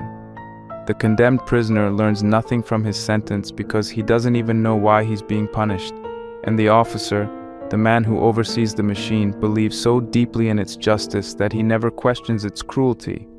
He worships the system, trusts it completely, and insists that the punishment is meaningful even though it clearly serves no purpose except destruction. This blind obedience becomes his downfall. When he realizes that the traveler refuses to endorse the machine, he sacrifices himself to it, convinced that dying by the device will prove its greatness. But the machine malfunctions. It kills him quickly, almost instantly, and without carving anything into his skin, stripping even his death of the honor he imagined. Kafka shows that loyalty to a cruel system leads only to senseless suffering. What makes this story so horrifying is not just the violence but the logic behind it. The officer believes that guilt is never to be doubted. That line is a perfect summary of how destructive systems justify themselves. If guilt is automatic, then punishment is always justified. If punishment is justified, then the system is always right. This belief removes all humanity from the process. It removes all responsibility. It removes all moral questioning. And when people adopt this mindset, whether in politics, workplaces, religions, families, or even inside their own minds, they become capable of inflicting tremendous harm without ever seeing themselves as cruel. They see themselves as simply following the rules. Kafka exposes how dangerous this mindset is. It allows cruelty to become routine. It allows suffering to become normalized. It allows people to destroy others and themselves without ever questioning why. The traveler in the story is the only one who sees the situation clearly. He recognizes immediately that the system is barbaric. He sees the condemned man's confusion, the officer's fanaticism, and the senseless brutality of the machine. He sees exactly what Kafka wants us to see. The injustice of the process and the inhumanity of the execution were obvious. But in the penal colony, obvious cruelty is invisible to those who serve the system. They are so trapped inside its logic that they can no longer recognize reality. The officer genuinely believes that torture teaches moral lessons, even though the condemned man never learns the reason for his punishment. This is the insanity Kafka wants us to see. Systems that hurt you while convincing you that suffering is necessary or deserved. In modern life, the penal colony isn't a physical place. It's a metaphor for environments that drain you, control you, or punish you without helping you grow. It's the toxic workplace where you're blamed for things you didn't do, expected to meet impossible demands, or punished for problems no one explains. It's the corporate culture that teaches you to worship productivity even as it grinds you down. It's the job that takes your energy, your confidence, your sense of worth, while pretending that the pressure is normal. In these environments, people often feel guilty without knowing why. They constantly feel like they're one mistake away from being punished, judged, or replaced. Workers become like the condemned man, obeying rules they don't understand, controlled by systems that never reward them. And managers or leaders become like the officer, believing that pressure, fear, or punishment is necessary for discipline or performance, never seeing the destruction they cause. But the penal colony also represents something deeper and more personal, the systems of punishment you create inside your own mind. Many people live with an internal machine that punishes them for mistakes, imperfections, or imagined failures. It carves sentences into their self-esteem every time they mess up. It punishes them with guilt, shame, and self-criticism. And just like in the story, the person doesn't always know what crime they've committed. They only know that they feel guilty, inadequate, or unworthy. They live under the weight of punishment they never deserved. The inner critic becomes the officer, blindly loyal to a brutal standard, punishing you according to rules that no longer make sense. And the more you obey this internal system, the harder it becomes to escape. Kafka is warning you about the danger of punishing yourself for things outside your control. Sometimes you blame yourself for things that were never your fault. Sometimes you hold yourself to impossible standards and then punish yourself when you can't meet them. Sometimes you carry guilt for decisions you needed to make or for circumstances you couldn't change. Kafka exposes how destructive this can be. Mental self-punishment doesn't teach you anything. It doesn't make you better. It doesn't help you grow. It only breaks you down. It becomes a cycle, one where the punishment continues even when the crime was imaginary or trivial. And just like the machine, this internal punishment often malfunctions, hurting you in ways that feel senseless and unfair. Another modern version of the penal colony is found in toxic habits. These are cycles of behavior that punish you without giving anything back. Overworking yourself, staying in relationships that drain you, engaging in addictions that numb you while destroying you slowly, maintaining routines that hurt your mental health. These habits become like machines. They continue operating even when you don't want them to. They create suffering that feels automatic and unavoidable. And often, people continue these cycles because, like the officer, they believe the suffering has some purpose. They convince themselves that burnout is necessary for success, that staying in a harmful relationship is a moral duty, that punishing themselves is the price of becoming better. Kafka shows how dangerous this illusion is. Some systems create pain not because it's meaningful, but because they are broken. The officer's self-sacrifice is one of the most tragic parts of the story. He willingly puts his own body into the machine because he believes that suffering validates the system. But the machine breaks. It kills him instantly without engraving anything. His death is meaningless. Kafka is showing you that loyalty to destructive systems, whether external or internal, leads nowhere. You can give everything, sacrifice everything, surrender your well-being, and the system will still fail you. It will still consume you, and it will not reward your devotion. The machine is not built to honor you. It's built to destroy whoever submits to it. This is Kafka's ultimate message. Not all pain is meaningful. This is one of the most important lessons you can learn in life. There is pain that transforms you, struggle that builds resilience, challenge that reveals your strength, suffering that leads to self-awareness. But there is also pain that breaks you for no reason, pain that destroys your spirit, pain that steals your joy, pain that teaches nothing and takes everything. Kafka wants you to learn to tell the difference. The penal colony represents the kind of suffering you must walk away from, the kind that is built into systems that don't care about you, that don't listen to you, that don't want you to grow. Walking away from this kind of pain requires clarity, it requires courage, it requires the willingness to question systems that everyone else accepts as normal. It requires the ability to say enough, even when obedience feels easier. Kafka wants you to recognize when you're living inside a penal colony without realizing it, when you're allowing destructive patterns to dictate your life, when you're obeying rules that harm you, or when you're punishing yourself for things outside your control. The condemned man in the story didn't know why he was suffering, and that is the tragedy. But your suffering doesn't have to be like that. You can choose to seek meaning. You can choose to reject punishment that teaches nothing. You can choose to stop obeying systems, external or internal, that destroy you. Kafka is giving you permission to step out of the cycle. The pain that transforms you is worth enduring, but the pain that imprisons you is not. And the sooner you recognize the difference, the sooner you can begin building a life guided by growth, not guilt.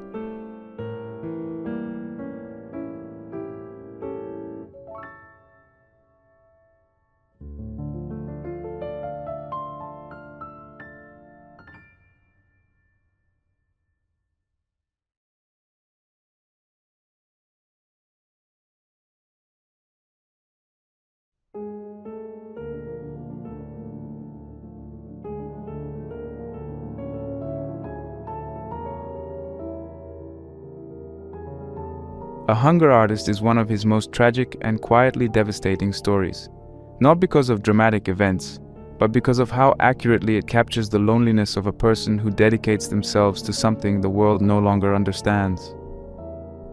The protagonist is a man whose entire identity revolves around a strange form of art. He starves himself as a public performance. For years, crowds gather around his cage, watching him waste away while admiring his discipline, his willpower, his suffering. People are fascinated by him, impressed by the limits he can endure, captivated by the spectacle of a man turning his body into a message.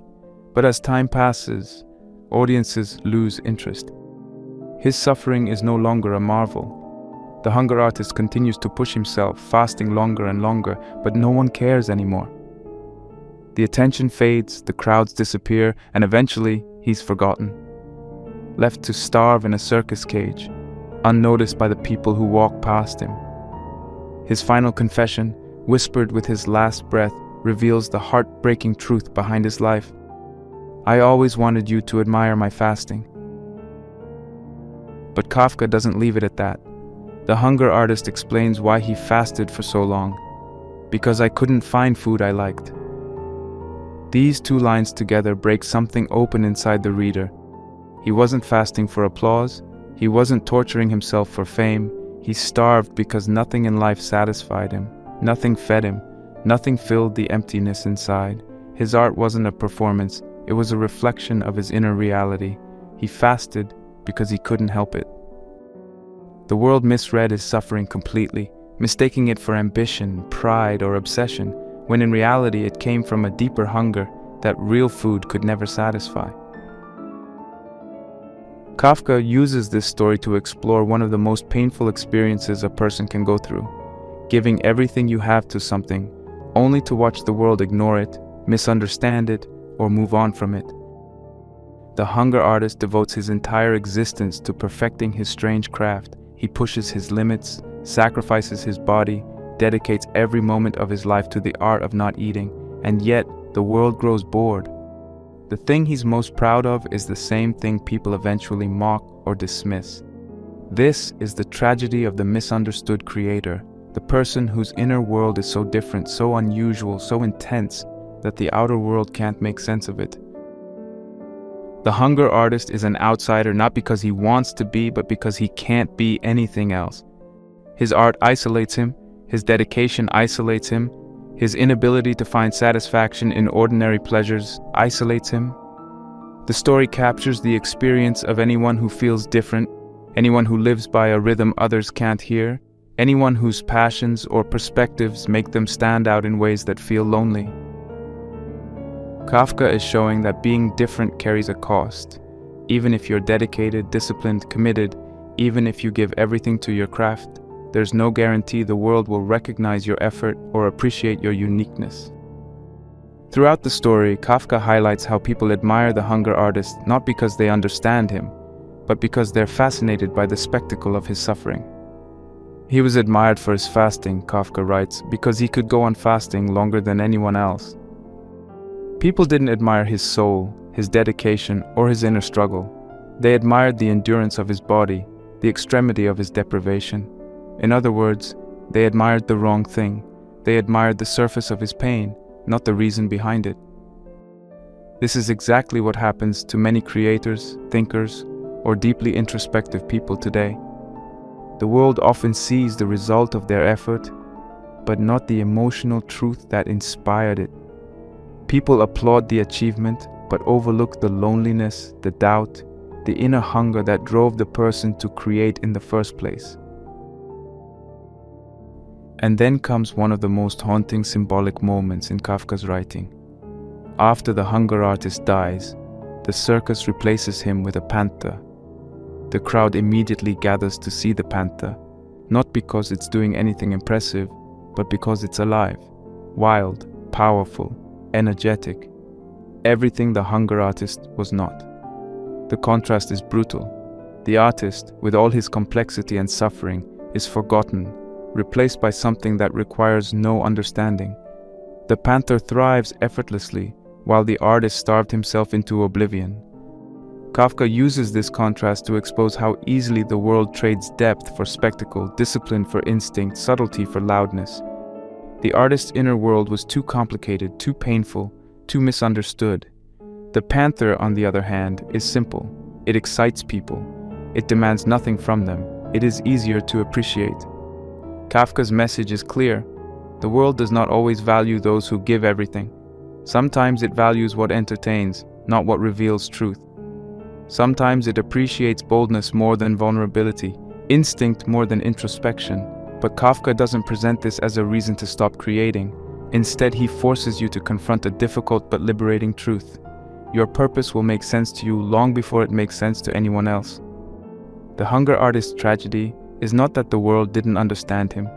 His tragedy is that he relied on the world's admiration to validate something that came from a much deeper place. He wanted others to recognize his suffering, but his suffering came from an internal hunger that no one else could feel. The modern world is full of hunger artists, people who work tirelessly on projects, crafts, ideas, and passions that the world may never fully appreciate. Writers who pour their soul into pages that go unread. Musicians who create songs no one hears. Entrepreneurs who build things no one believes in. Thinkers who explore ideas no one else understands. Content creators who give everything to their work only to watch it struggle for attention. People who try to express their inner world but feel invisible. Kafka understood this experience intimately because he lived it. During his lifetime, Kafka wasn't celebrated as a genius. He felt misunderstood, unseen, and unappreciated, just like his characters. He wrote as if the world wasn't watching because in truth the world wasn't. Many people today feel exactly like the hunger artist. You give effort, time, passion, and discipline to something meaningful, but people don't respond the way you hoped they would. You feel invisible. You feel ignored. You feel like your work, your identity, doesn't matter. Kafka's story speaks directly to that feeling. He shows that being misunderstood doesn't mean your work is meaningless. It means your work comes from a place others haven't reached yet.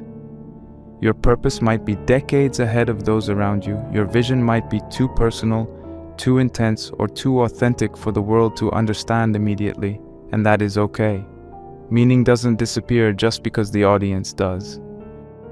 Another powerful idea in this story is that some people are driven by an inner hunger they didn't choose. The hunger artist didn't starve for applause. He starved because nothing in life satisfied him. This is a metaphor for those who feel a deep, persistent longing, people who sense that there is more to life, even if they can't name what it is, people who don't fit comfortably into ordinary routines, people who can't pretend to enjoy things that others find fulfilling. Kafka is telling you that having a hunger for something deeper isn't a defect. It doesn't make you broken or strange.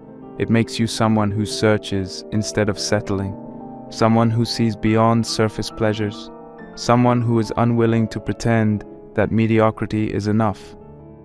But Kafka also warns against letting that hunger destroy you. The hunger artist's devotion turns into self-destruction because he never learns to feed himself emotionally. He never learns to separate his purpose from people's admiration. He never learns to seek nourishment outside his art. He never learns to stop. This is a trap many creators fall into. They burn themselves out in pursuit of a level of perfection or authenticity that costs them their well-being. They starve themselves creatively, emotionally, physically, or spiritually because they believe it's necessary for greatness. Kafka is warning you. Dedication is powerful, but obsession can consume you. The final lesson of the story is one of acceptance. The hunger artist didn't find peace because he needed the world to understand him, but understanding rarely comes at the beginning of a creator's journey. It comes later, sometimes much later. Kafka himself never saw the world recognize the power of his writing. He died believing he had failed. Yet today, millions of people read his words and find mirror-like reflections of their deepest emotions. His genius was misunderstood until long after he was gone. This is the message for anyone who feels unseen. Your work may not be recognized today, but that doesn't mean it isn't important. Purpose does not depend on applause. Meaning does not depend on an audience. Kafka, through the hunger artist, is telling you that the real tragedy is not being misunderstood. It's abandoning your calling because others don't understand it yet. Your purpose is yours first. Others understand it later. Sometimes years later, sometimes decades later, sometimes never, but that still does not make it meaningless. The hunger artist's life is a reminder that your truth, your vision, and your identity will make sense to you long before they make sense to anyone else. And that is enough to keep going.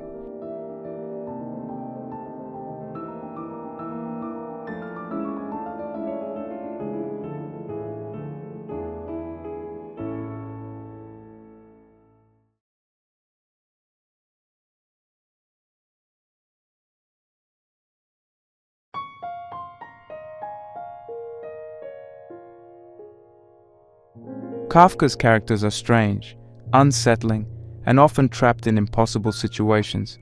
But the truth is that none of them are monsters. They are mirrors. They reflect the parts of ourselves we spend most of our lives trying not to look at. Gregor, Joseph K. from the castle, the officer in the Penal Colony, the hunger artist. Each one carries a piece of the human condition that we usually hide behind busyness, entertainment, or denial. And that's why Kafka's stories, as dark as they seem, are not stories of despair. They are stories of clarity.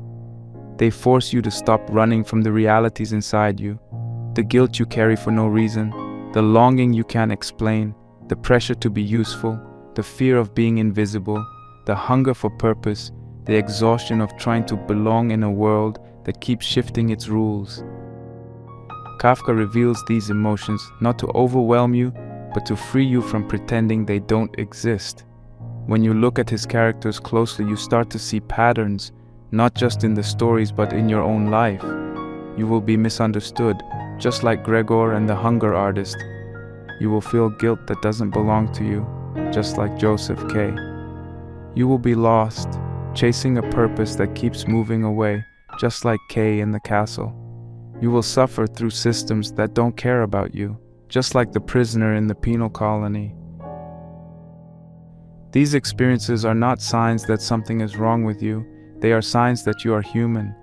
Kafka isn't trying to scare you, he's trying to prepare you. He's trying to show you what most people spend their whole lives trying to avoid, that suffering is not the enemy.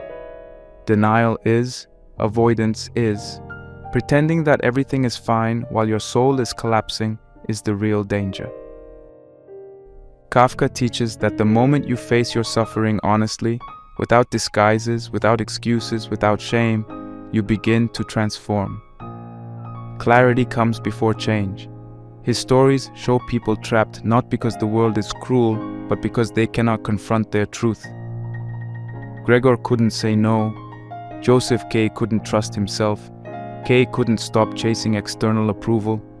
The hunger artist couldn't find nourishment in the world. Their suffering becomes their identity because they never step back and see it for what it is. This is the Kafka code: pain, clarity, transformation. Pain is the signal. Clarity is the awakening. Transformation is what happens when you stop lying to yourself about who you are and what you need. This is why Kafka's message is not hopeless, it's liberating. He strips away illusions so you can see who you really are beneath them. He shows that you don't need the world's permission to change, to grow, or to reclaim your identity. You don't need everyone to understand your purpose for it to matter. The hunger artist wasn't wrong because people stopped watching. Kay wasn't wrong because the castle shut him out. Gregor wasn't worthless because his family turned away. Their worth was not in the hands of others, and neither is yours. Kafka's final gift is this truth: you do not need the world to understand you in order to become yourself. Meaning does not come from approval. Identity does not come from acceptance. Purpose does not come from fitting in. You become yourself when you face your suffering honestly, when you stop running from who you are, and when you choose to build a life that reflects your inner truth.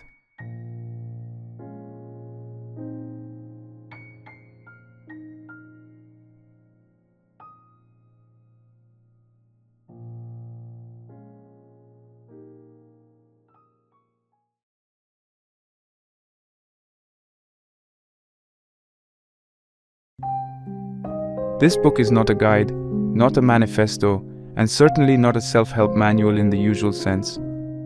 Thus Spoke Zarathustra is a fire. It doesn't try to make you feel good about yourself.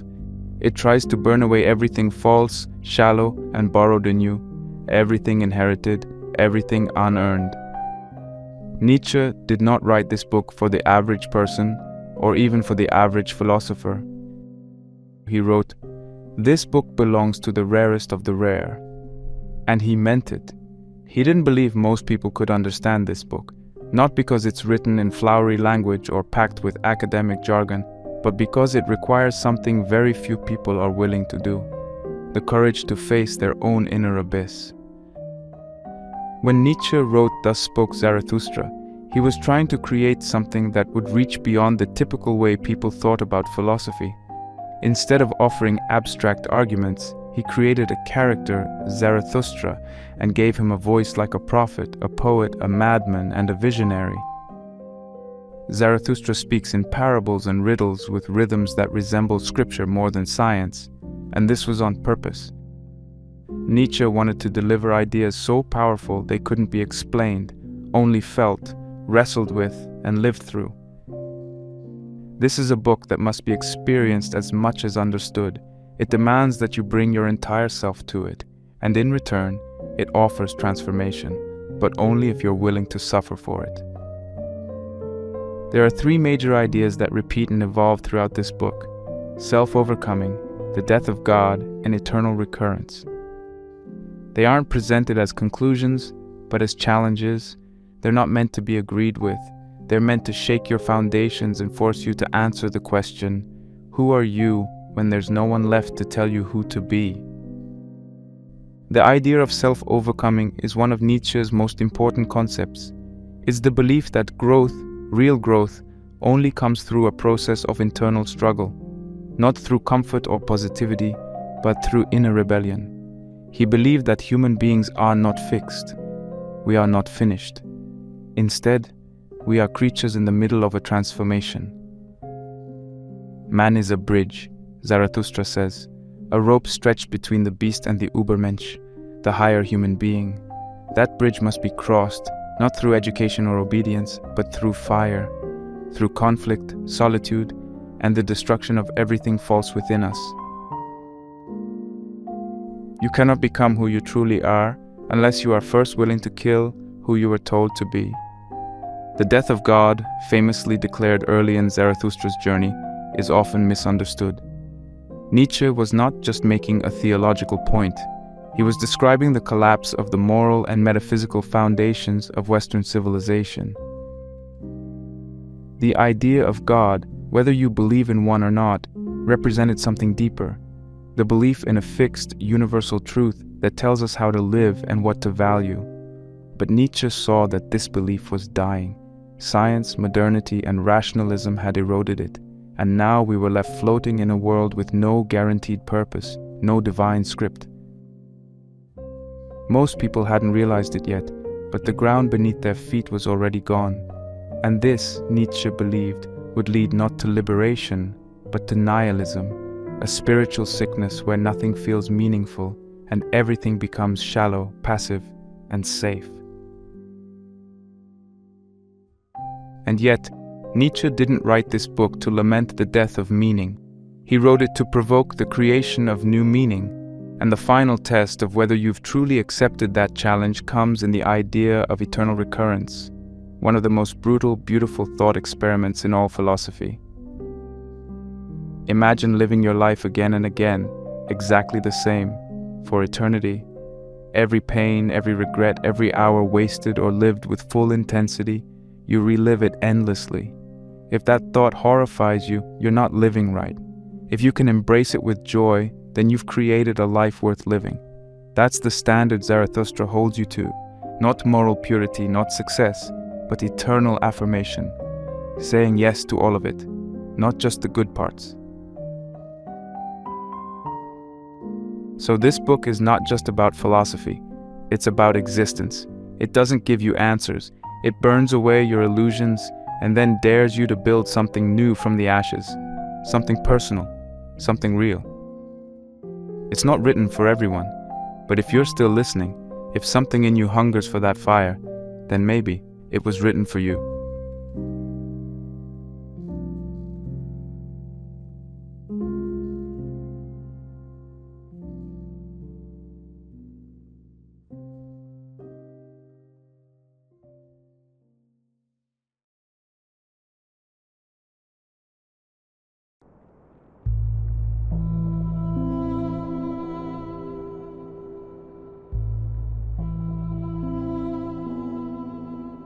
After 10 years of silence, solitude, and meditation in the mountains, Zarathustra decides it is time to descend.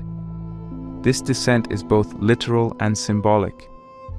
Zarathustra walks down from the high peaks where he has lived in isolation, but he is also descending into the chaos, confusion, and decay of human society. His goal is not to become a teacher in the traditional sense, nor to win admiration. He's not coming down with commandments or holy laws. He comes to plant a seed, a dangerous idea, in the hearts of those willing to listen. What he brings with him is not comfort, but a new challenge, one so radical that even he doubts whether anyone is ready for it. Zarathustra's first words are not philosophical arguments. They are metaphors, poems, and parables. He speaks in riddles because the truths he brings are not easily swallowed. They are meant to disrupt, to disturb, to shake people out of their slumber. His time in solitude was not wasted. It was a necessary withdrawal from the world, a preparation for the task of reshaping values. He has gone into the wilderness to free himself from everything borrowed: morality, religion, customs, even language. When he returns, it is with a new vision of what humanity could become, but also a clear understanding of how far it still has to go. In Prologue 2, Zarathustra delivers one of Nietzsche's most infamous lines: "God is dead, God remains dead, and we have killed him." This is not a declaration of atheism in the simple sense. Nietzsche is not concerned with the existence of a deity. What he's saying is far more radical. The idea of God as the center of morality, meaning, and truth no longer holds the same power it once did. Science, rationalism, and secular culture have eroded the foundations of belief. But instead of celebrating this, Nietzsche warns of what comes next: a cultural and spiritual collapse. The world has lost its grounding. Without the idea of God, everything becomes unmoored. Values lose their authority, purpose becomes uncertain, and people become vulnerable to emptiness. The danger is not that people no longer believe in God, but that they will replace God with nothing. This void, this loss of meaning, is what gives rise to the last man. In Prologue 5, Zarathustra presents this figure as the embodiment of modern mediocrity. The last man is not evil, he is not dangerous, he is something worse: comfortable, shallow, and unimaginative. He wants safety above all else. He avoids pain, challenge, and risk. He consumes pleasure in small doses, not out of joy, but to avoid discomfort. "We have invented happiness," say the last men, and they blink. This blinking, this image of passive, mindless existence, captures what Nietzsche saw as the real threat to the human spirit. Not war, not violence, but spiritual laziness. The last man wants a world where everything is predictable, where nothing hurts, and therefore where nothing truly matters. But Nietzsche does not leave us with this bleak picture alone. Zarathustra has come to deliver an alternative, the vision of the Ubermensch, or overman. This is the higher type of human being, the one who does not rely on inherited beliefs or passive comfort. The Ubermensch is someone who creates their own values, someone who lives with purpose not handed down from above, but born from within. In Prologue 4, Zarathustra says, "Man is a rope stretched between the animal and the Ubermensch, a rope over an abyss." This is a striking metaphor. Humanity is not a finished product. We are not the end goal. We are a transition, a process, a bridge, and crossing that bridge requires danger, balance, and the constant risk of falling. The abyss beneath the rope is nihilism, the belief that life has no meaning, that nothing matters. The animal on one end of the rope represents instinct, survival, and nature. The Ubermensch on the other side represents the possibility of a new kind of existence, one that is stronger, freer, and more creative. But there is no guarantee that the rope will be crossed. In fact, most people will not even try. They will turn away, step back, and live like the last man, because it is easier. Zarathustra tries to deliver this message to the people, but they laugh at him. He speaks to them of the Ubermensch, but they misunderstand and mock him. They are not ready. This rejection is an important moment. It shows that truth, especially transformative truth, is rarely welcomed by the crowd. The herd prefers comfort to confrontation. Zarathustra must realize that his words are seeds planted in hard soil. They may take years to grow and they may be trampled before they even sprout. This theme of being rejected, of speaking truth into a deaf world, repeats throughout the book. Zarathustra is not a savior. He is a voice crying out in a world that no longer believes in voices. He is both ahead of his time and out of place in it. He knows that only a few will understand him. "I am not the mouth for these ears," he says, but still he speaks, still he descends, because the message matters more than the applause. The first part of Zarathustra's journey, then, is about this act of descent, this courageous decision to return to a world that has lost its way, to challenge it with a new vision. It's also about setting the stage for the core conflict of the book, the tension between what humanity is and what it could become. The rope, the abyss, the mocking crowd, all of these form the environment in which the idea of self-overcoming must take root. Nietzsche is not offering a roadmap. He is offering a mirror, and asking whether you are willing to look into it and see not what you are, but what you must become. The prologue ends with a kind of resignation. Zarathustra sees that the people are not ready. He leaves the marketplace and decides to seek disciples, not to build a school or a church, but to find even a few individuals who are willing to walk the path of transformation. The story is just beginning, but already the tone is set. The way forward is not through society, but through the individual. Not through collective belief, but through personal strength. And that strength begins with the willingness to abandon everything false and step out over the abyss, into the unknown.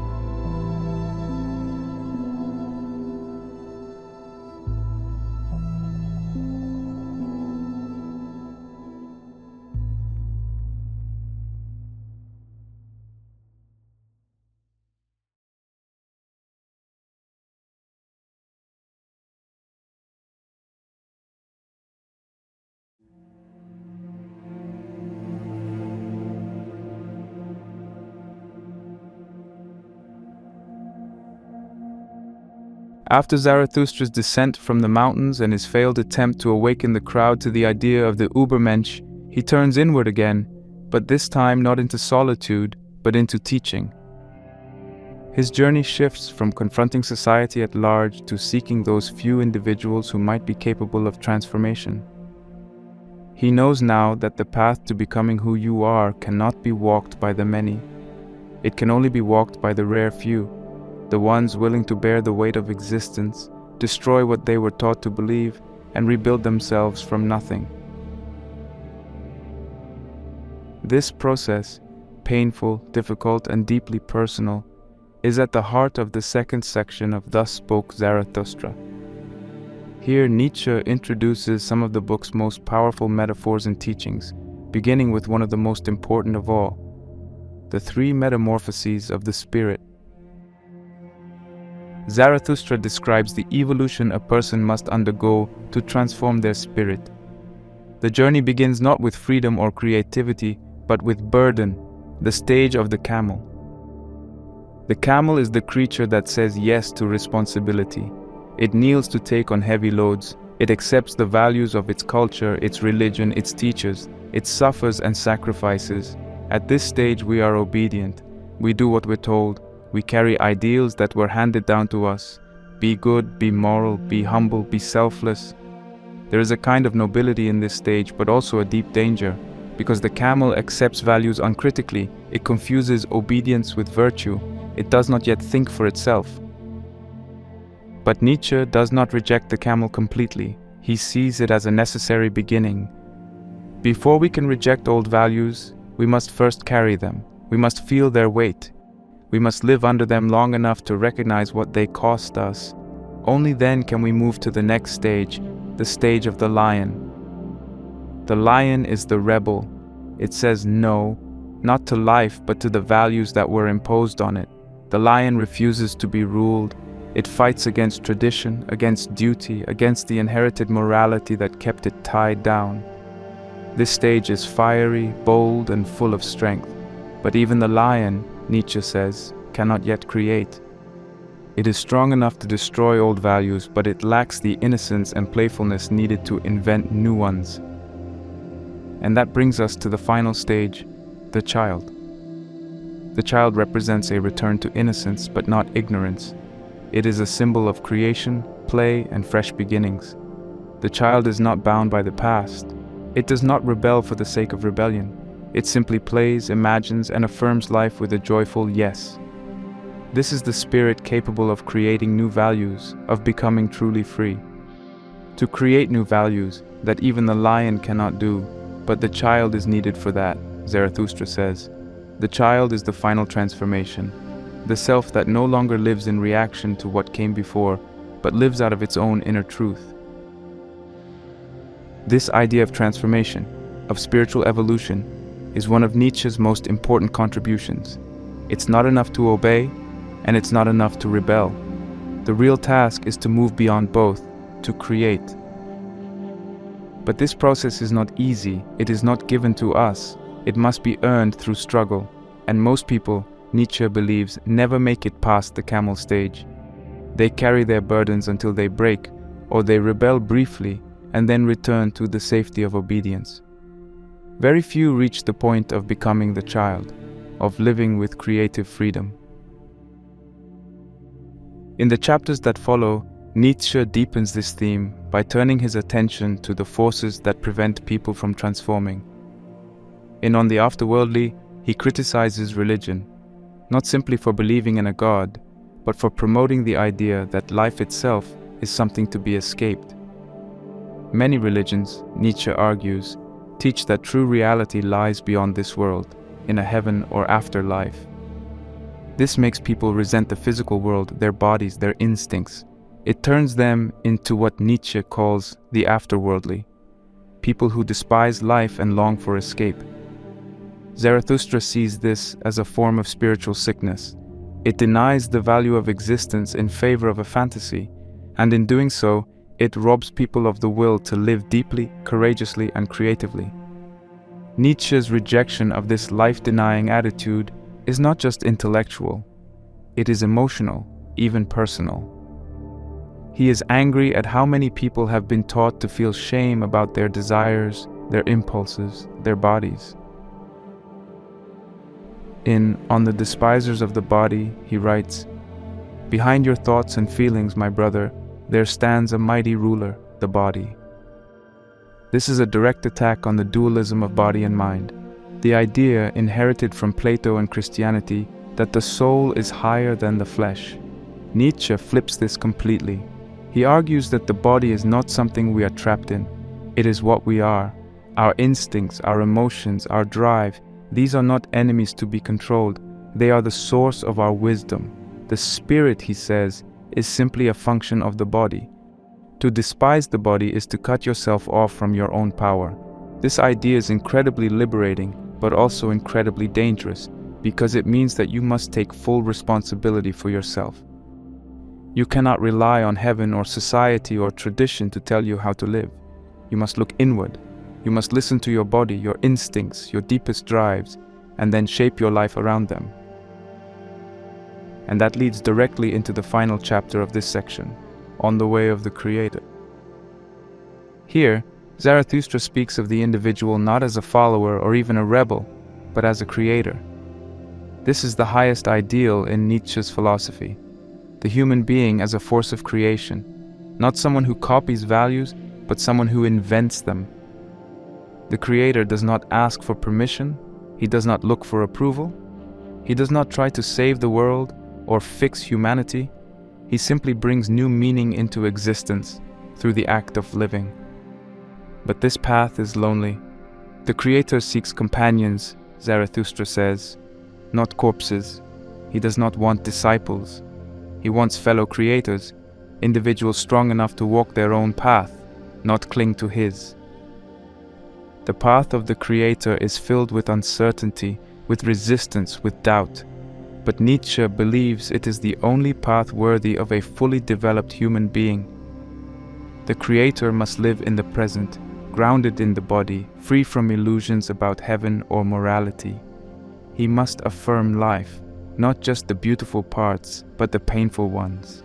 And above all, he must be willing to create his own meaning, even if it means walking alone. Taken together, these chapters, the three metamorphoses, the critique of religion, the defense of the body, and the call to become a creator, form the foundation of everything that follows in the book. They are not easy teachings. They ask you to abandon safety, tradition, and comfort. They ask you to question everything you were taught. But in return, they offer something extraordinary. The possibility of becoming something more than you are, not through salvation, not through submission, but through creation, through the courage to look into yourself and to begin again.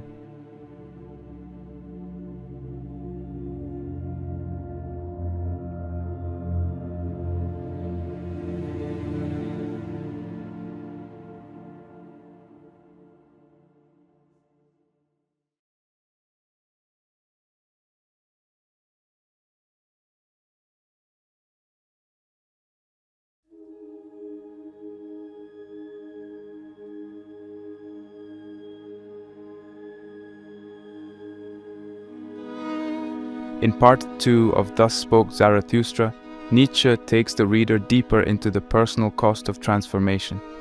The metaphor of the rope from the prologue, the idea that man is suspended between animal and Ubermensch, becomes more real here. Because now Zarathustra is not only proclaiming bold ideas to the world, but wrestling with the loneliness, the frustration, and the psychological weight that comes with having stepped beyond the crowd. This section is about the inner landscape of someone who has rejected conventional life and is trying to build something new from scratch. It's not glamorous, it's not romantic, it's painful, isolating, and full of spiritual fire. Zarathustra begins by turning his attention to the so-called wise men of society, philosophers, teachers, religious leaders. In the chapter on the famous wise men, he dismantles their authority. These are the people who claim to possess wisdom, who supposedly teach others how to live. But Zarathustra sees them differently. He sees them as clinging to outdated systems of thought, afraid of new ideas, stuck in the comfort of tradition. They are clever, yes, but not courageous. They love rules more than life. Nietzsche argues that these so-called sages have turned philosophy into obedience. They disguise fear as virtue, weakness as humility. Rather than helping people think for themselves, they encourage dependence. Their wisdom is hollow, based not on experience or personal strength, but on the desperate need to feel superior while remaining safe. This is one of Nietzsche's most consistent criticisms, that morality, as commonly taught, is not actually moral. It's a mask for weakness. Instead of teaching people how to grow stronger, conventional wisdom teaches them how to feel righteous while avoiding the struggle required for real transformation. Zarathustra wants nothing to do with this kind of wisdom. He wants people to suffer honestly, to live courageously, and to question everything, even the things that have been called good for centuries. But this path, the path of truth, power, and independence, comes with a cost. In the chapter on the Night Song, Zarathustra speaks of a deep spiritual isolation. He says, "I am a forest and a night of dark trees, but he who is not afraid of my darkness will find banks full of roses under my cypresses." Here, Nietzsche shows that the person who tries to live beyond the herd, who walks the path of self-overcoming, will often be met not with applause but with silence. The higher your vision, the fewer people will understand it. And this leads to a kind of loneliness that is not just social, it's existential. Zarathustra compares himself to the moon, shining in a dark sky, singing to a world that does not respond. His song is full of longing, of pain, and of a beauty that almost no one is ready to hear. This theme continues in On the Dancing Song, but now there's a shift.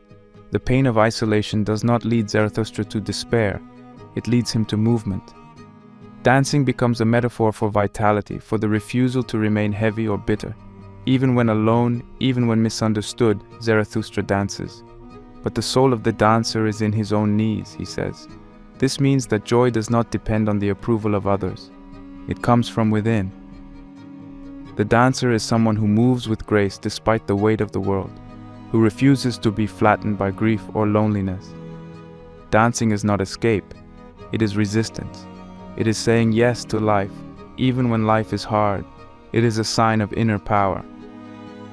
And this is where Nietzsche begins to articulate one of his most important ideas, the will to power. In On the Tarantulas, Zarathustra attacks the morality of resentment, especially the kind promoted by those who appear to be champions of the oppressed.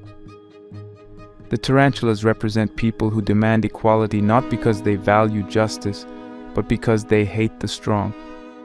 Their morality is driven not by love, but by revenge. They use the language of fairness to justify their desire to pull everyone down to their level. Zarathustra says, "The bite of conscience teaches man to bite." In other words, people who feel weak or ashamed often project that pain onto others. They moralize their hatred. Nietzsche is not saying that injustice doesn't exist. He's saying that many so-called moral crusades are really just disguises for bitterness and the desire for control. This is a hard teaching because it asks us to look at our motives honestly. Do we seek truth or do we seek power over others? Do we help the weak because we care or because we want to feel superior? Nietzsche believed that many of the moral ideals of society were based on fear and envy, not strength and courage. Zarathustra calls on us to go beyond this reactive morality, to live not out of resentment, but out of creative power. That power is explored further in On Self-Overcoming. Here, Nietzsche fully introduces the will to power as the deepest force in human nature. What is good? Zarathustra asks. All that heightens the feeling of power, the will to power, power itself in man. And what is bad? All that proceeds from weakness. This is not a call to domination. Nietzsche's idea of power is not about controlling others, it's about mastering oneself. The will to power is the drive to grow, to challenge oneself, to overcome limitations. It is the force behind all creativity, all ambition, all strength, and it is constantly at war with the forces of decay, comfort, and stagnation. Self-overcoming, then, is not a one-time event, it's a way of life. It means constantly questioning your own beliefs, your own habits, your own desires. It means embracing conflict and struggle, not because you enjoy pain, but because you understand that growth is impossible without it. You must burn in your own fire, Zarathustra says. You must be willing to let go of what no longer serves you, even if it once gave you meaning. You must be ruthless with yourself, not to punish yourself, but to free yourself. What Nietzsche is doing in this part of the book is showing the internal side of the transformation he described earlier. The first part dealt with metaphors, camels, lions, children. This part deals with the emotional and psychological reality of living those transformations. It's about the cost of freedom, the pain of solitude, the difference between false strength and true strength, and the constant temptation to fall back into comfort, resentment, or conformity. But it's also about the beauty that can emerge from that struggle, the dance, the song, the fire. Zarathustra may be alone, but he is not broken. He is singing in the night, he is still moving, he is still burning. And that, Nietzsche suggests, is the mark of someone who is becoming who they truly are. Not someone who has arrived, but someone who is willing to keep going, no matter how dark the path gets.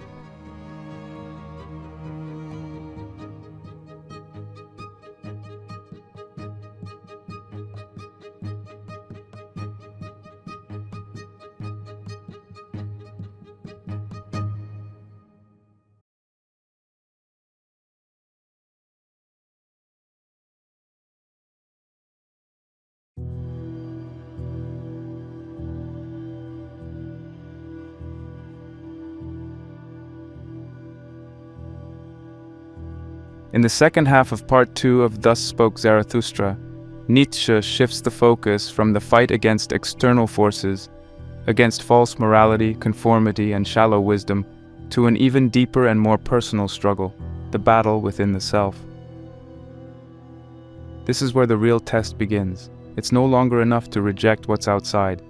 Now Zarathustra must deal with what's inside, his past, his fears, and his doubts.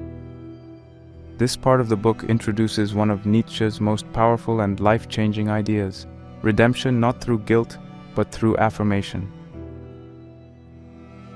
it also presents a pivotal moment in Zarathustra's inner development, a moment of silence, fear, and painful truth. On Redemption, Zarathustra tackles the problem of regret and suffering in a radical new way. Most religious or moral systems tell us that redemption, or healing, comes through confession, repentance, or forgiveness. You admit your sins, you feel guilt, you apologize, and in that process, you're somehow made clean. But Nietzsche rejects this model entirely. To him, guilt is a form of weakness. It keeps us chained to the past, it focuses on what we cannot change, and in doing so, it saps our strength. Instead, he offers a new definition of redemption: the ability to affirm your life so completely that you would choose it exactly as it is again. This is not easy. It means embracing every mistake, every loss, every painful moment, not with bitterness, but with a kind of fierce acceptance. In one of the most important lines in the entire book, Zarathustra says, "To redeem the past and to transform every it was into thus I willed it, that alone do I call redemption." This is the voice of someone who refuses to be a victim, someone who takes full ownership of their life, even the parts they didn't choose. It's not about pretending that everything was good, it's about saying, "This is mine, I accept it, I own it, I will make something powerful out of it." This is a key part of Nietzsche's concept of the will to power, not the desire to control others, but the inner force that pushes us to overcome, to create, to shape ourselves and our lives. When you can take your past with all its weight and darkness and still affirm it, when you can say yes to your life as a whole, that is true strength. That is the highest form of power. But Nietzsche also knows that this path is terrifying. In the chapter on human prudence, he speaks to the part of us that wants to play it safe. Prudence, caution, moderation, careful planning is often seen as a virtue, but Zarathustra mocks it. He calls it a clever cowardice. People who are too cautious, too calculating, never truly live. They avoid danger, yes, but they also avoid greatness. True life, Nietzsche says, requires risk. It requires throwing yourself into the unknown. It means making decisions that aren't always rational, but that are driven by the deeper forces of the soul. He writes, "Too much prudence is a kind of death," and he's right. When we overthink everything, when we try to control every outcome, we lose the wild, creative energy that gives life its meaning. Zarathustra urges us to break free from this fear-driven caution, to stop clinging to safety and to trust the instincts and desires that call us forward, even when the path is unclear. All of this, the rejection of guilt, the call to affirm the past, the challenge to step beyond caution, leads to a powerful turning point in The Stillest Hour. This chapter is not about teaching others. It's about confronting yourself. Zarathustra finds himself alone, and in that silence he hears a voice, his own inner truth speaking to him. But what it says is not comforting. It accuses him. It tells him that he has not been honest, that he has held back, that he has not yet spoken the deepest, most dangerous truths he carries. This is not an external enemy. This is not the crowd that laughed at him or the shallow thinkers he has mocked. This is Zarathustra's own fear, his own hesitation, and the voice says essentially, "You've come this far, but you're still afraid. You still want to be liked. You still want disciples. You have not yet gone far enough." The confrontation in The Stillest Hour is brutal, not because of violence, but because of its truth. Zarathustra must face the reality that even he, the prophet of transformation, is still clinging to comfort. He has not yet fully embraced his calling. He has not yet spoken with the absolute honesty that true creation demands. And now there is no turning back. The final lines of the chapter are among the most powerful in the entire book. The voice says, "Now I go alone, my disciples. You too go now, and alone. Thus I want it." Zarathustra realizes that the time for teaching is over. The time for being followed is over. The next stage of his journey must be walked alone, just as it must be for anyone who seeks to become more than what they were. The crowd cannot help you. Even your disciples, the ones who admire you, who listen to your words, can become a trap, because as long as you are trying to please them, you are not truly free. This is the final test of the will to power. Can you break even from those who look up to you? Can you let go of the need to be understood, to be liked, to be followed? Can you walk your path completely alone, guided only by your inner fire? Nietzsche is not glorifying isolation for its own sake. He's not saying that being alone is a virtue. What he's saying is that true transformation cannot happen unless you are willing to risk total independence. Unless you are willing to stop asking for permission, even from your past self. The stillest hour is the moment when the noise of the world fades and you are left face to face with what you know you must do and what you are most afraid to do. This moment marks a kind of spiritual noon in Zarathustra's life. It's the point where everything becomes clear and there's no going back. The light is harsh, the shadows are sharp, but the path is visible. From this point on, there is only forward, only the climb, only the long road toward becoming who you truly are, not in theory, but in action. So if you take one thing from this part of the book, let it be this. Redemption is not about forgiveness. It's about transformation. Power is not about controlling others. It's about mastering yourself. And the truth, the deepest truth, is not something you can share too soon.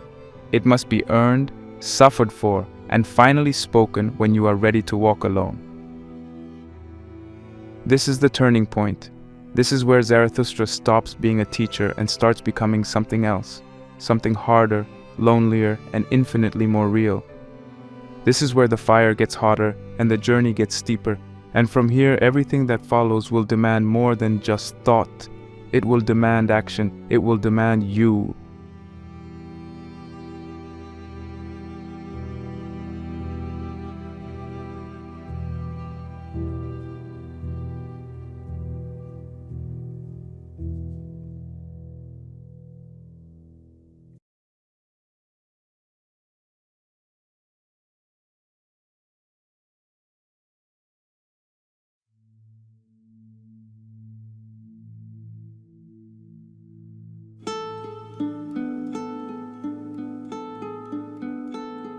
In part 3 of Thus Spoke Zarathustra, Nietzsche introduces one of the most demanding and profound ideas in all of philosophy, the concept of eternal recurrence, sometimes called the eternal return. It is not presented as a dogma, not as something to believe in, but as a psychological experiment, a question meant to pierce through your daily habits, your self-deceptions, and the way you live your life. The idea is introduced slowly, surrounded by poetic imagery and layers of mystery, particularly in the chapters The Wanderer, The Vision and the Riddle, On Involuntary Bliss, and Before Sunrise. This is the moment when Zarathustra and the reader must look directly into the abyss and ask, what if this moment returned to you forever? Would you still choose it? The idea is stated most clearly in The Vision and the Riddle. Zarathustra tells the story of a moment that comes upon him, alone on a mountain path, when he meets a dwarf, a symbolic figure who represents cleverness, reason, and perhaps the voice of doubt or intellect. Together, they approach a gate marked moment. From this point stretches two roads, one into the past and one into the future. But Zarathustra's insight is that these two paths, though appearing separate, are in fact part of a circle. He says, this long lane behind us, it goes on, it must go on, and if it goes on, it returns. And from this insight arises the terrifying, magnificent idea of eternal recurrence. He imagines that one day a demon may come to you in your loneliest hour and whisper, this life as you now live it and have lived it, you will have to live once more and innumerable times more, and there will be nothing new in it, but every pain and every joy must return to you, all in the same sequence. The question Nietzsche poses is not about whether this is scientifically or cosmologically true. It is about how you would respond if it were. Would you curse the demon and collapse under the weight of your life being repeated endlessly? Or would you say, "You are a god, and never have I heard anything more divine"? This idea is meant to test the quality of your life, your choices, your values. It demands that you reflect on whether you are living in a way that you would be willing to repeat, not once, but forever. Every small decision, every wasted hour, every regret, and every triumph. Would you endure it again? Could you love your fate, not just accept it, but embrace it so completely that you would welcome its eternal return? This is where Nietzsche's concept of amor fati, the love of fate, becomes essential. Amor fati is the attitude of someone who does not wish for a different life or for better circumstances, but who fully embraces what is, not because it's easy or pleasant, but because it is theirs. To love your fate means to say yes to every part of it, even the pain, even the failure. It's not about pretending things are good, it's about refusing to retreat from reality.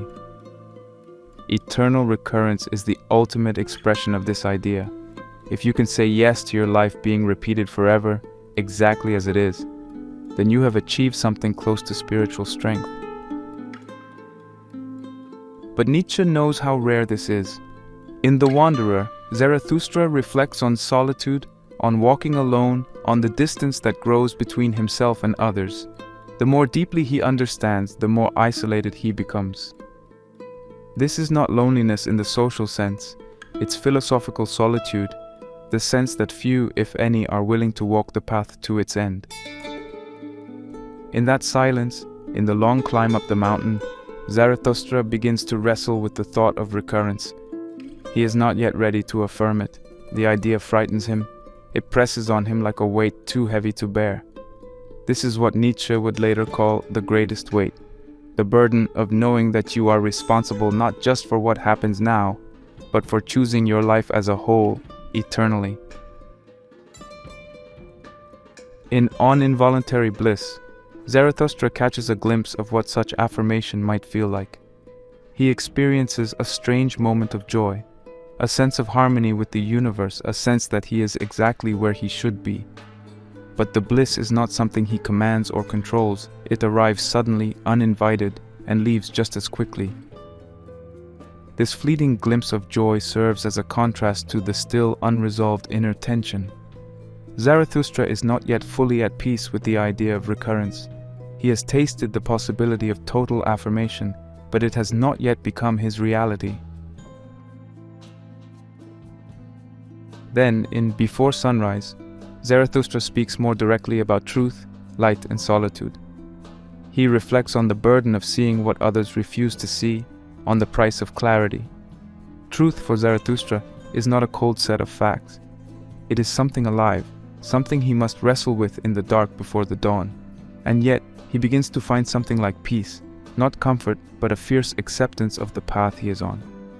He realizes that he must prepare himself for the final confrontation with recurrence. He must train his soul to say yes, not just to the easy moments, but to the whole of life. This is where the abyss comes in. The abyss is not some external place of suffering. It is the recognition that life contains both beauty and horror, and that there is no escape from that. It is the understanding that we are thrown into a world we did not choose, and yet we are asked to affirm it, to say yes without illusion, without lies, without hope of some other world where things are better. Eternal recurrence forces us to face the abyss, and then to step forward anyway. Throughout Part 3, Nietzsche does not give us easy answers. Zarathustra is not triumphant here. He is reflective, vulnerable, questioning. He has spoken great truths, and now he must live them. This part of the book is quieter, more introspective, but also deeper. It shows the emotional and psychological cost of philosophical commitment. To believe in the Ubermensch, to preach the will to power, these are bold, defiant ideas. But to live them day after day with no reward, no applause, and no certainty, that is something much harder. This is why Nietzsche says, "The higher man must suffer more than the lower." The more you see, the more you feel. The more responsibility you take, the more pressure you bear. Most people will never face the thought of eternal recurrence, not because they lack the intelligence, but because they lack the courage. It is easier to believe in a final reward, or a better world, or a second chance. But Zarathustra refuses those illusions. He chooses reality, even when it hurts. And that choice, Nietzsche suggests, is the mark of greatness. So this part of the book is not about resolution, it is about preparation. Zarathustra is not yet ready to fully embrace eternal recurrence, but he is approaching it. He is drawing nearer to the moment when he must make a decision that defines everything. Will he affirm his life, or will he collapse under the weight of it? Will he become the one who dances even at the edge of the abyss? Or will he retreat into comfort, into safety, into the crowd? We don't get the answer yet. That comes later. But here, in part 3, we are given the question. And it's not a question just for Zarathustra. It's a question for all of us. If your life, exactly as it is, were to repeat forever, would you rejoice? Would you curse it? Or would you change something today so that the next time the demon comes, you can say yes, not out of pride, but out of truth? This is the challenge of eternal recurrence. This is the test Nietzsche gives us, and it is not a test you pass once, it is a test you face every single day.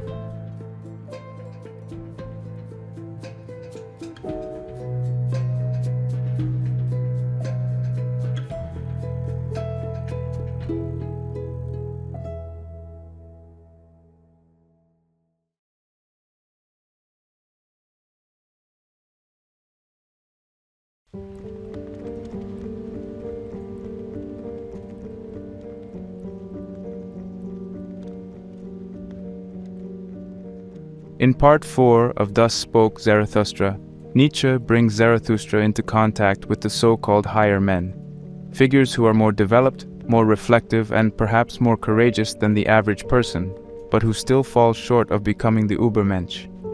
These characters are not villains, nor are they fools. In fact, they are tragic in a different way. They have tried to rise above the herd, and in doing so, they've become stuck in a different kind of trap. Spiritual pride, vanity, or ideological delusion. This section is one of the strangest and most complex in the entire book. It is filled with satire, symbolism, and irony. But beneath the strange scenes and characters is a clear message. Not all rebellion leads to transformation. Not all suffering leads to wisdom.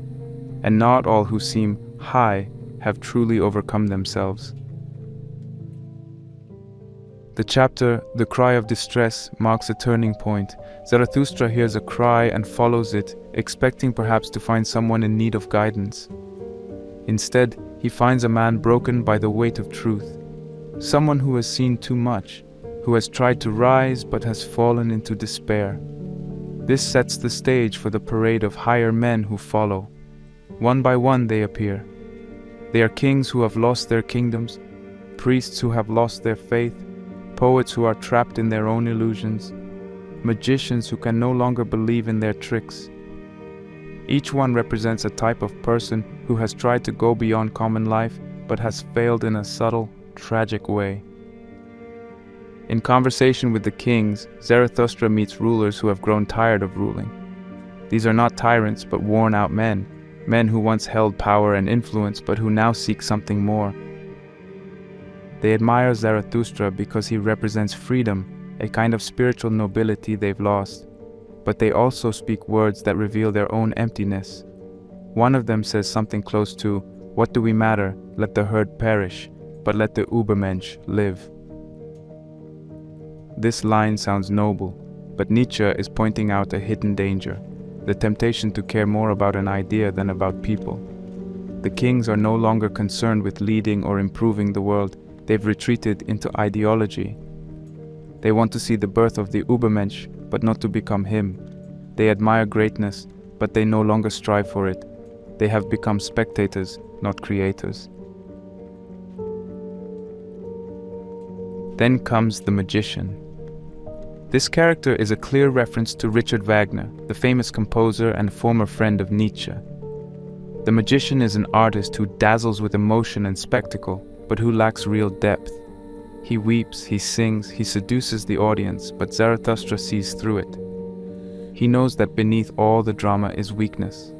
The magician performs suffering instead of confronting it. He turns pain into a show. Nietzsche is warning us here about the danger of aestheticizing suffering, of turning real struggle into something shallow or performative. This is not true transformation. It is spiritual theatrics. What unites all these higher men is that they have each, in some way, touched the edge of greatness, but then retreated. They have suffered, yes. They have left the herd. They have seen truths that others ignore, but they have not gone far enough. They have not overcome themselves. They have not become free. Their pride, their roles, their identities keep them stuck. Zarathustra sees this and feels the weight of it. He had hoped to find allies, but instead he finds half-transformed beings, people who are still trapped in ego, memory, or the need to be admired. This brings us to the strange and satirical chapter, The Ass Festival. It's one of the most confusing scenes in the entire book, and intentionally so. The higher men, in an effort to celebrate, end up conducting a parody of a religious ceremony centered around a donkey. They bow to it, they sing to it, they make it the object of their devotion. This scene is absurd, almost cartoonish, but it's also deeply meaningful. Nietzsche is showing us that even those who have rejected traditional religion can easily fall into new forms of worship, just as empty, just as blind. The donkey represents stupidity, obedience, and herd-like thinking. And yet, here are the supposed higher men bowing to it. Why? Because the human impulse to bow, to worship, to follow is hard to kill. Even after God is dead, people still seek new idols. Nietzsche mocks this impulse mercilessly. The satire in The Ass Festival is not just aimed at others, it's a test for the reader too. Can you laugh at this scene? Can you see yourself in it? Have you ever replaced one system of belief with another, thinking it was your own, when it was just a new form of submission? Nietzsche is not trying to humiliate his characters, he's trying to wake us up. He's saying, even those on the path can fall, even those who have suffered can still be cowards, even those who seem wise can still be fools. And this brings us to one of the most painful insights in this section. Suffering alone is not enough. Nietzsche acknowledges that all these men have suffered deeply, but he also shows that suffering by itself does not transform you. It can make you bitter. It can make you proud. It can trap you in a story about how special or broken you are. True transformation only comes when suffering is used, not as a badge of honor, but as fuel, as raw material for creating something stronger. This is the deeper meaning of the line. All of them have suffered deeply, but it is suffering that creates transformation. Not suffering in itself, but suffering that is overcome, absorbed, and turned into power. By the end of these encounters, Zarathustra is weary. He realizes that he cannot lead these men any more than he could lead the crowd. He understands that each person must walk the path alone. Even those who seem close to the summit can still fall. The temptation to stop, to settle, to admire the view rather than keep climbing, it's everywhere. Zarathustra sees it, and he decides once again to retreat, to reflect, and to wait for the moment when he himself is ready to speak the deepest truths. Because even he, for all his insight, is still evolving. He is not finished. And this, perhaps, is Nietzsche's most humble message. The work of becoming never ends. This part of the book serves as a warning. It's not enough to be different. It's not enough to be wounded. It's not enough to reject the herd. What matters is what you do with your suffering, your insight, your solitude. Do you use it to rise, or do you turn it into a mask, a performance, or an excuse to feel superior? True transformation is subtle. It is often invisible. It does not bow to donkeys or chase applause or cling to pain like a trophy. It moves quietly. It burns inwardly. It rises not from status, but from the unshakable will to become. The higher men in Zarathustra's world are not villains, they are mirrors. They show us what happens when the journey is interrupted, when courage gives way to comfort, when ego gets mistaken for strength. And through them, Nietzsche asks us a question that echoes through the entire book. Will you stop here, or will you go further? That is the true final trial, not a battle with others, but a battle with the voice inside that says, "This is enough." Nietzsche's answer, through Zarathustra, is clear. It is never enough. The path continues. The fire must burn hotter, and the real work is still ahead.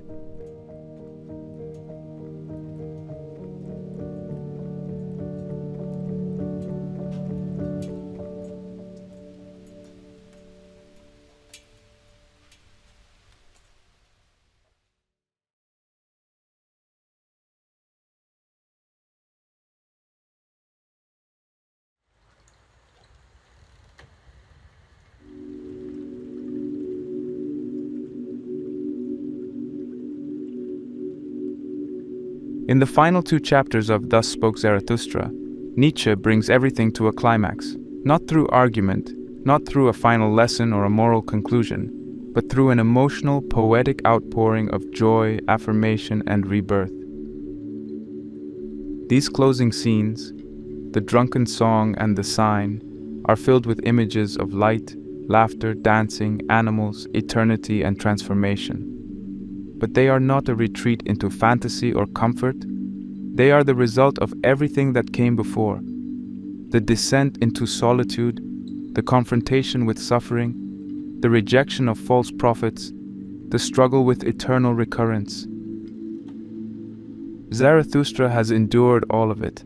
Now, at last, he reaches a new kind of strength, a strength that doesn't come from conquering, resisting, or teaching, but from loving life exactly as it is. This is the moment of his rebirth. The drunken song is not a song of chaos or mindless pleasure. It is the song of someone who has seen the worst of life, its pain, its repetition, its absurdity, and still chooses to say yes. This yes is not naive. It is not shallow.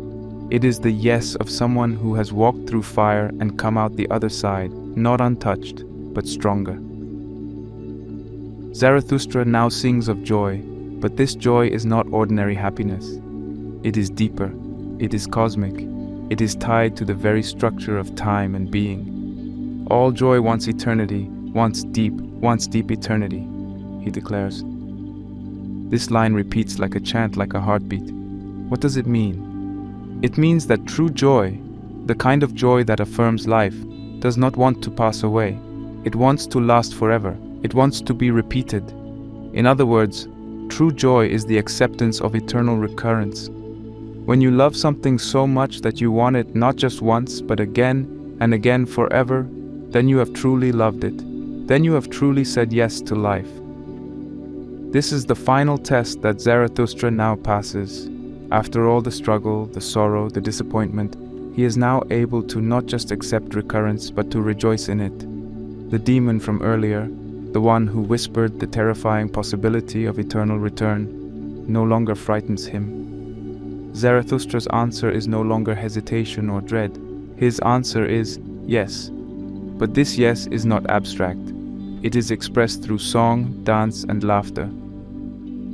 Nietzsche believed that the highest form of wisdom is not heavy, it is light. Not because it ignores suffering, but because it carries it with strength. The image of Zarathustra dancing is one of the most important in the whole book. It connects back to earlier chapters, where he said that he would only believe in a God who could dance. Dancing is a metaphor for freedom, for grace, for moving with life instead of against it. To dance is to live without stiffness, without fear.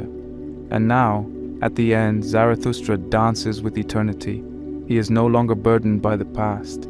He is no longer worried about convincing others. He is no longer looking backward or forward. He is present, alive, joyful. This is also where we see the fulfillment of an earlier image from The Vision and the Riddle. In that earlier chapter, Zarathustra described a shepherd with a snake in his throat, a symbol of the horror of recurrence, the feeling of being trapped in something you cannot escape. The snake represents the cycle, the loop, the unbearable repetition. But then Zarathustra cries out to the shepherd to bite, to take action, to affirm, to own what is happening. The shepherd bit as my cry had advised him. He bit with a good bite. That moment of biting is the turning point, the moment when the horror is overcome, not by escape, but by courage, by embracing it. And now, in the drunken song, we see what happens after the bite. Freedom. Zarathustra is free because he no longer wishes for life to be different. He no longer fights against time or pain or the past. He accepts the eternal return not as a punishment, but as the deepest expression of life's beauty. He has reached Amor Fati in its purest form, the love of fate. The final chapter, The Sign, brings this transformation into a symbolic, almost mythical conclusion. Zarathustra wakes up and his animals, the eagle and the serpent, bring him a sign. What is the sign? It's not fire from the heavens or a voice from the sky. It is something small, almost playful. The animals laugh. They celebrate. They are light. And Zarathustra understands that the time of heavy burdens is over. The time of teaching is over. This is my morning. My day begins. Arise now. Arise. Great noon, he says. The great noon is not just the middle of the day. It is the moment of clarity, of culmination, of pure presence. This declaration, my day begins, is not about going back to the world to teach more disciples or spread a message. It is about living, fully, without hesitation. Zarathustra has let go of everything, the need to be understood, the need to be followed, the need to explain. What remains is pure affirmation. He does not just preach eternal recurrence, he lives it. He has become the embodiment of Nietzsche's ideal. Not a god, not a guru, but a human being who has overcome the past, overcome fear, and become whole. There's something paradoxical here. The man who once came down from the mountains to teach others has now gone beyond teaching. He no longer needs an audience. His joy is self-sufficient. His life is its own answer. And that is the deepest transformation of all. Nietzsche ends the book not with a conclusion, not with a summary, but with a feeling. The feeling of waking up after a long darkness, of laughing after deep grief, of dancing after pain. Zarathustra has been reborn, not into a new doctrine, but into a new way of being. So what does all of this mean for us? It means that the path to becoming who you are is not a straight line. It means that suffering is not the end, nor is solitude or rejection or doubt. All of these are stages, necessary fires. And if you endure them honestly, without turning away, something new emerges. Not a perfect person, not a master, but a self who can finally say yes to their life.